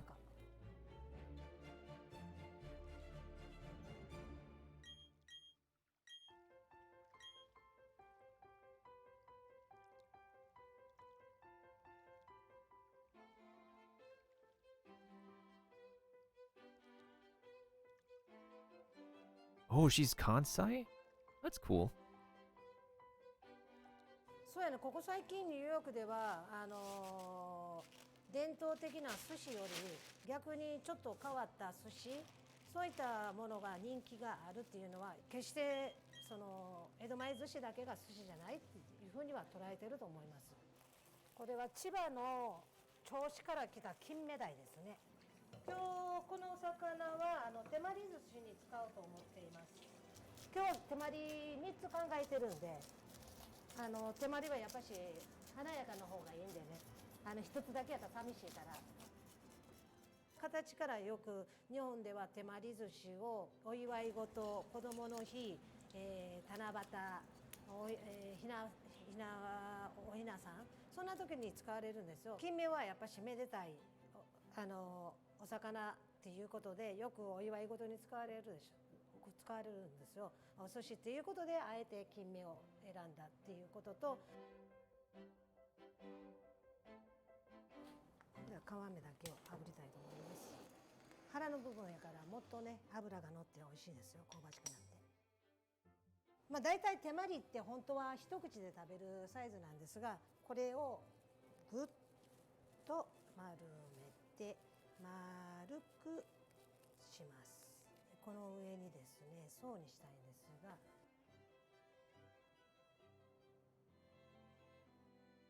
これで型ができると外します。今日2個目の手まり寿司を作りたいと思います。これはですね、鹿児島から来た渋鯛、水揚げされた場所で消費してしまうんで、豊洲とか中央市場にはあまり卸が出ないっていうように聞いてます。だからすごい高級魚ですね。今日は手に入ってラッキーです。身が締まった魚なんでちょっと刃打ちをしますね。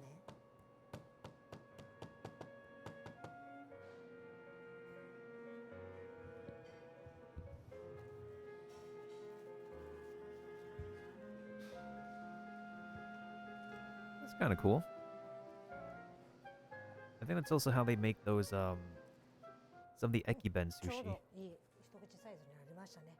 でこれにですね、可愛く色合いで Yeah, that's traditional ekiben style. Because ekiben is like the typical like bento you would get at the station. They have like a set where you can get like all sushi sets, and some of the sushi shapes are actually really this round. では今日3個目の、手まり寿司、ホタテを使って作りたいと思います。 I just recently learned ホタテをこの hotate scallop.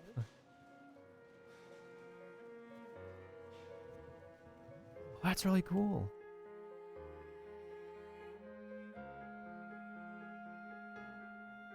先ほど作った Oh, that's so pretty. 手まり寿司の渋鯛、金目鯛、ホタテになります。どうぞ召し上がってください。今日の毛ガニは北海道から来ました。ほんで今日これをですね、変わり寿司っていうんですかね。変わり寿司言うたら、まあ名前の通り普通の伝統のなんやろ、江戸前寿司の型ではない。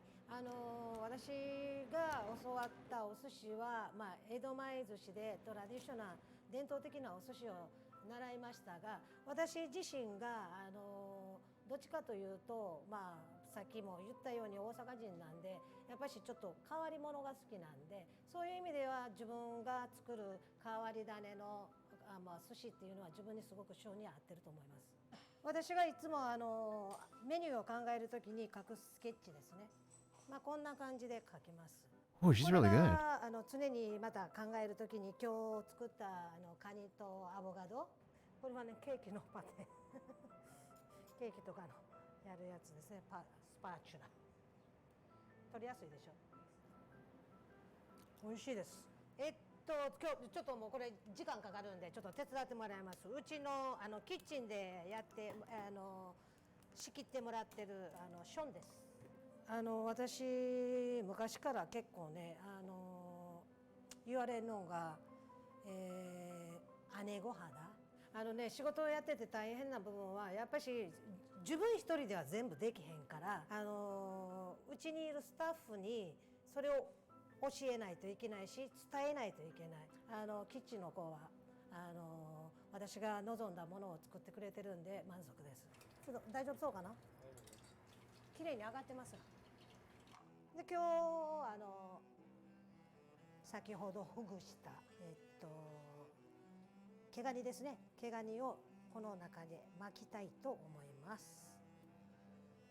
これ下にねシャロットとわさびの、マヨのソース、シャリを丸くした上にあられブブあられをつけてあげてます。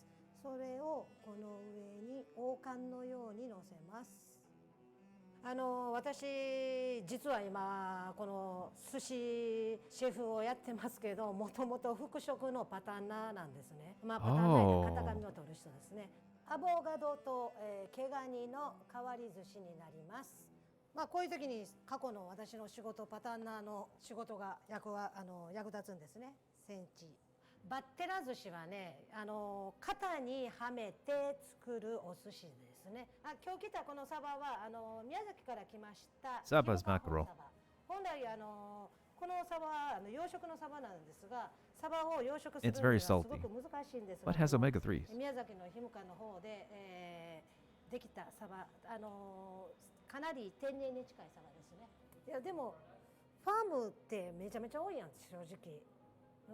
だからそういう意味ではそのファームが決してあかんとは思わへんねんな。私が思うにはですね天然物の魚をもちろんお客さんも望み、寿司屋の方ももちろんそれがありがたいんですが、幸いにもやっぱし日本は災害が多いんですね。その災害があることによって供給があまり良くないんで、そういう中で今漁業の人が、養殖に力を入れて、私らにとってはすごくありがたい。すごい腐敗するのが早いんですね。それで腐敗するのが早いので塩で締めて酢で締めないといけないんで、だいたい両方塩と酢で締めたとして、2時間近くはかかるんで、今から先にしたいと思います。バッテラ寿司に使用したいと思います。バッテラ寿司はどうできたかというたら、発祥は大阪なんですよ。明治時代ですね。大阪湾ではこの白っていう魚がすごく大量に取れたんですよ。それを寿司屋の大将がこの安く仕入れたこの白をどないにか寿司にして食べたいというのでご飯の上にね乗せてした形が棒と小舟に似てたんですよ。その小舟に似てた、言葉がね、その当初、ポルトガルとの貿易がすごい盛んだったんで、その言葉を取ってバッテイラ、それをゆくゆくバッテラというように名付けたらしいんです。さすが大阪やからハイカラなことしますよね。なかなかほんま綺麗なこれ。でこれ冷やしていたお酢なんですが、うちでは有線の赤酢を使ってます。で色が変色してますよね。先ほど酢に締めることによって色が白くなるんですね。肉質はお酢によってちょっと締まりが良くなったかもわからないですね。これねお腹の骨がガンバラがあるんです。これを先に取ります。次に皮をめくりたいと思います。これをさらに開きます。平らにするように開きます。押し寿司自体そうなんですけど、先に魚を置いてあと寿司飯を置いてひっくり返すんですけど、これを逆の工程にしてしまうと押す力が魚に上に置いてしまう、最後に魚を置いてしまうとその押す力で魚が潰れてしまうんですね。型を抜きます。これをひっくり返します。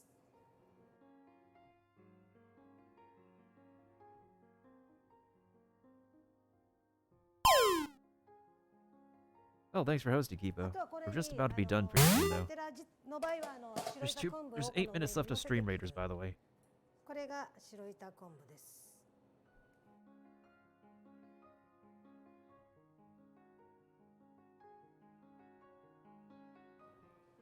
白板いたっていうぐらいだから、これはなぜそのバッテラによく使われるかというと、まあ昔その時代には冷蔵庫がなかったから、保存方法として、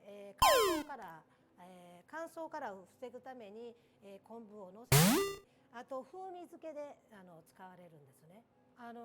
私ね、こう見えてね、今寿司やってますけど、子供の頃生もん食べられへんかったんですよ。だからそういう意味では子供の時で初めて食べれた寿司がバッテラですね。じゃあ今日ご要望に応じてお好みを作ります。ではただいまより私の名前がついたショータイム。結構ね、野菜具だく多い方が私は好きなんで、今日はイカにホタテに、シーフードミックスを焼きたいと思います。エビですね。でここに卵。Ooh, that looks 大 cool. 阪のお好み焼きはね、混ぜって言って具と生地ですね、それを全部混ぜて焼くのが私にとってはお好み焼きはソウルフードって言っていいですね。子供の頃からちっちゃい時からもうそれが当たり前のように食べてたんで、もうめちゃめちゃ身近で外でも食べに行けれるし、大阪はほんまに今日は晩ご飯お好み言うて主体になるぐらいもうポピュラーなんで、そういう意味では Oh, that looks. That is soul はい、 food. 出来上がり。ここで落としたらどうしよう。大阪のやり方でいきましょうか。じゃあほんだら私が先に毒味します大阪恋しいね。このコロナになってからやっぱし帰られへんからね。愛してるようちのお姉ちゃん。私もちょうどこの間の日曜日に、この間57歳になりました。私はここでヘッドシェフで働いてますけど、こんな言い方したらあれやねんけど、私もそこそこ年なんで、もうこれをニューヨークで最後の仕事っていう気持ちでこの、ヘッドシェフをさせてもらってます。で寿司をするようになってかれこれそうやね、19年ぐらいになりますかね。考えたらもうあっという間に19年経ちました。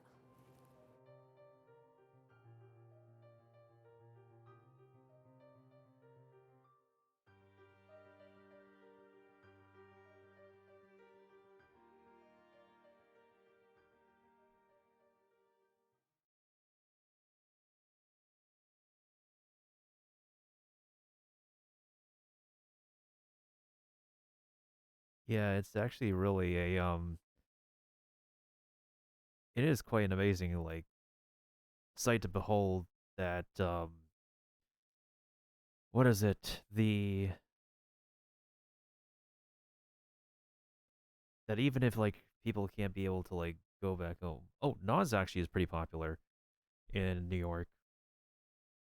That it is a crushing feeling when you can't be able to like go out during the time of COVID because of COVID. It's pretty great to like see these documentaries being made on like really well established on these amazing talented culinary individuals who can make what they can make. What else is wonder what's like the shortest video that Epicurious has uploaded on that channel, because they have like a lot of like, I don't mind watching their long videos. I do wonder though. Oh, it's like their YouTube Shorts videos.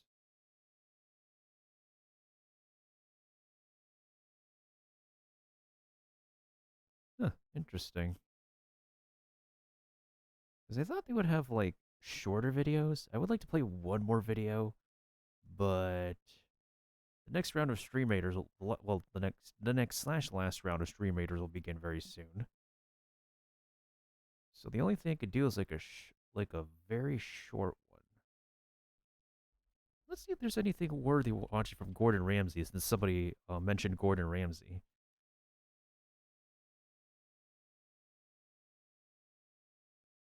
There's the Kitchen Nightmares channel, of course, but then I want to look at Gordon Ramsay's official channel.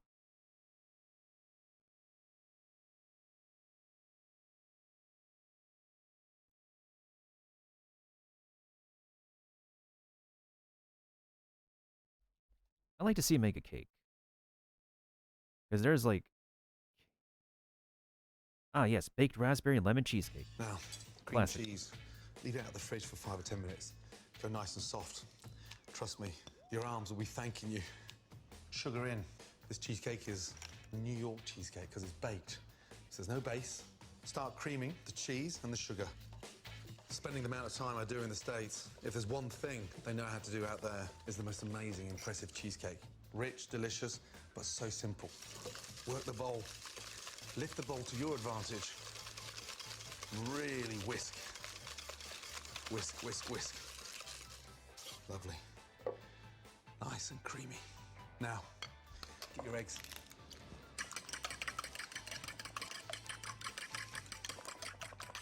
Add the eggs to the mixture bit by bit. Doing it this way, it's more efficient. A, you're incorporating a lot of air. B, the mixture doesn't separate. The last third of your egg. Lovely. Of course, you can use an electric mixer, but why go to the gym when you can just make a cheesecake a day? We still get pounds. Keep the bingo wings away. Now, a couple of tablespoons of flour. Give it a whisk. Stops it from going lumpy. Now, I want to scent that cheesecake. I've got the freshness, the zest of the lemon in there. I want to sort of tart it up even more. Fold in some fresh raspberries. Sort of just mix them through. Be careful not to crush them. Then grease a cake tin with butter. This will ensure your cheesecake slides out beautifully. Get your mix. Let that fall in. Now take your cake tin and just tap it. The mixture hits the bottom of the cake tin. The raspberries rise and you've got raspberries at the top, the middle and the bottom. And it also stops all these little pockets of air trapping underneath the mixture in the cake tin. That's There's true. no holes. Always tap the air in out. the cheesecake. Now into the oven, 180 degrees for 35 to 40 minutes.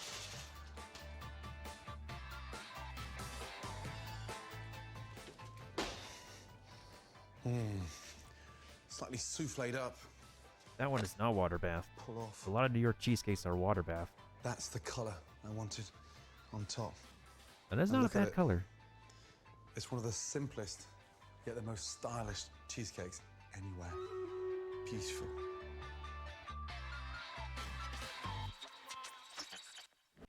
Take your figs and sort of place them in gently. Lovely. Traditionally, we've always put jam in there, but chocolate and donuts, wow, to die for. Add the cream. Okay, with that being said and done.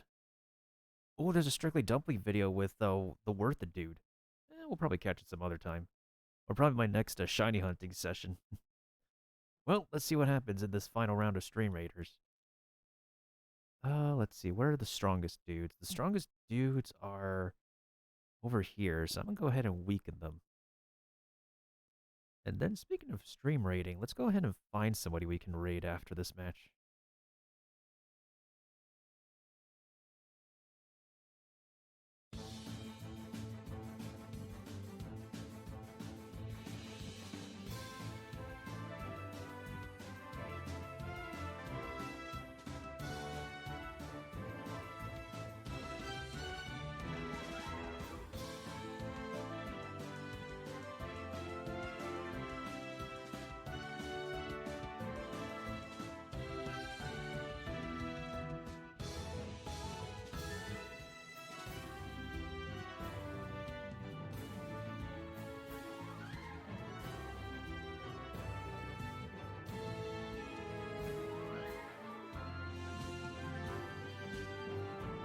Okay, this dude is basically done for, honestly.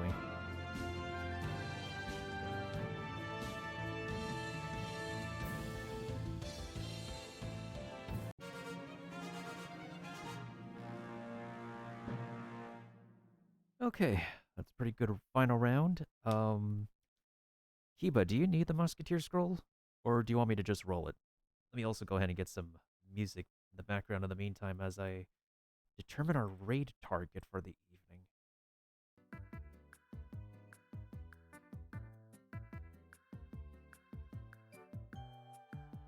Okay, so we ended off at like 155 resets. I've double checked the Pokemon, and unfortunately, Hi, how are you? unfortunately, we've gotten no shiny starters. So we did an additional 85 rolls to the 70 we did rolls. We did an additional 85 resets on top of the 70 yesterday.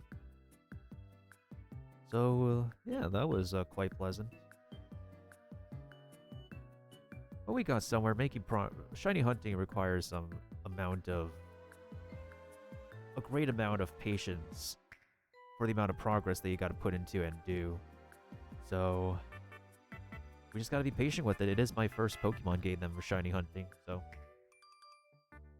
I'm pretty sure we'll get the shiny Piplup eventually. It's just gonna take more than 155 resets, unfortunately.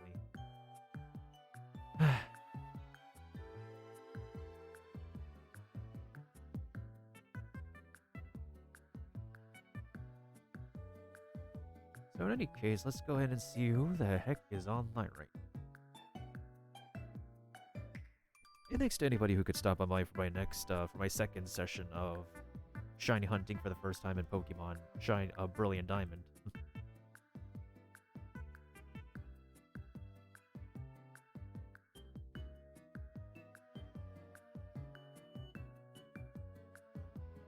Let's see, who the heck is still here?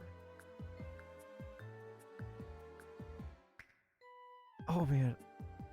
Oh shoot, she went AFK. I want to like raid somebody for her like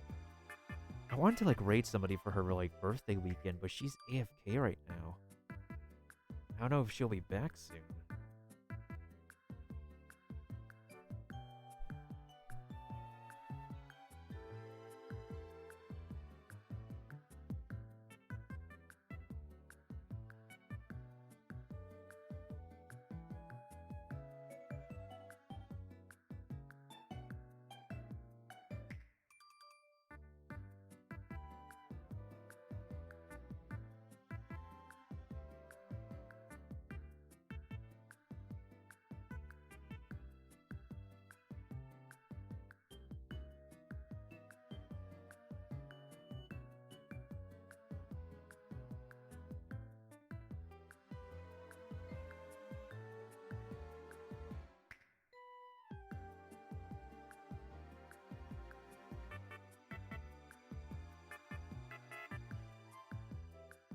I don't think there's like a lot of people here. I guess I could probably raid Narukami. Because...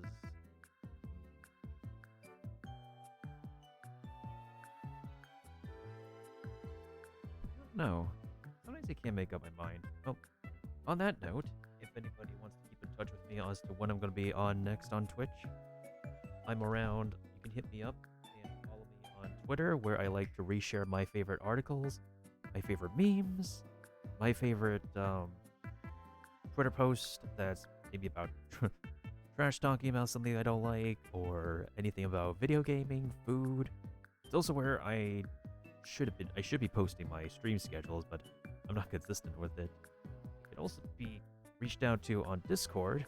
Probably gonna have like a hangout this coming week for whatchamacallit, probably just a general hangout in general with like live streaming shows, whether it be on Netflix or Disney Plus now. And especially since Thanksgiving is coming up, but I don't think I'll be on Twitch during Thanksgiving. And then it can also be added on Discord as well. As for this coming week, I don't think there's gonna be like too much streaming. I'll probably be on Pokemon Brilliant Diamond again to like continue my shiny Piplup hunt. We'll do at least like one day of Genshin Impact to check out what the new stuff is about. Probably do some free-to-play account pulling for the latest banners, and I do need to get the chat box working because unfortunately, because of whatever's going on with Streamlabs, things are breaking at the moment, and like everything is breaking lately. I have no idea why everything is breaking, and I do apologize about that.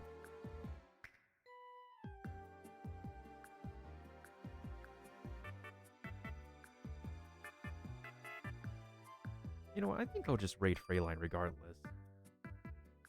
It's her birthday weekend. Let's go ahead and do the raid message of... trying to think of what like a proper raid message is.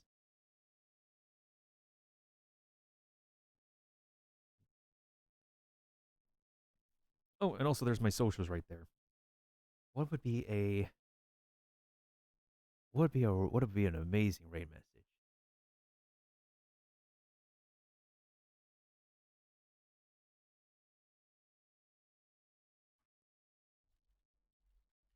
Let's do Keiki raid. That will be the raid message, because when it is somebody's birthday, it is a set time and celebration that you do want to have a cake.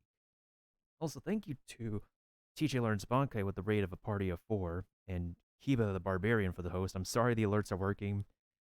Again, Streamlabs has something going on right now. I have no idea why or what's up, but I'll look into it and see if like I could be able to get things working again. But in the meantime, I hope you all have a good evening, morning, or afternoon. Just stay safe, stay toasty, stay cool, stay amazing, stay positively supportive, positive as possible and supportive. Stay safe and stay awesome. And always stay hungry, not just for something new to learn every day, but also for yourself. For an amazing gamer is a hungry gamer, but the best gamer is a well-fed one.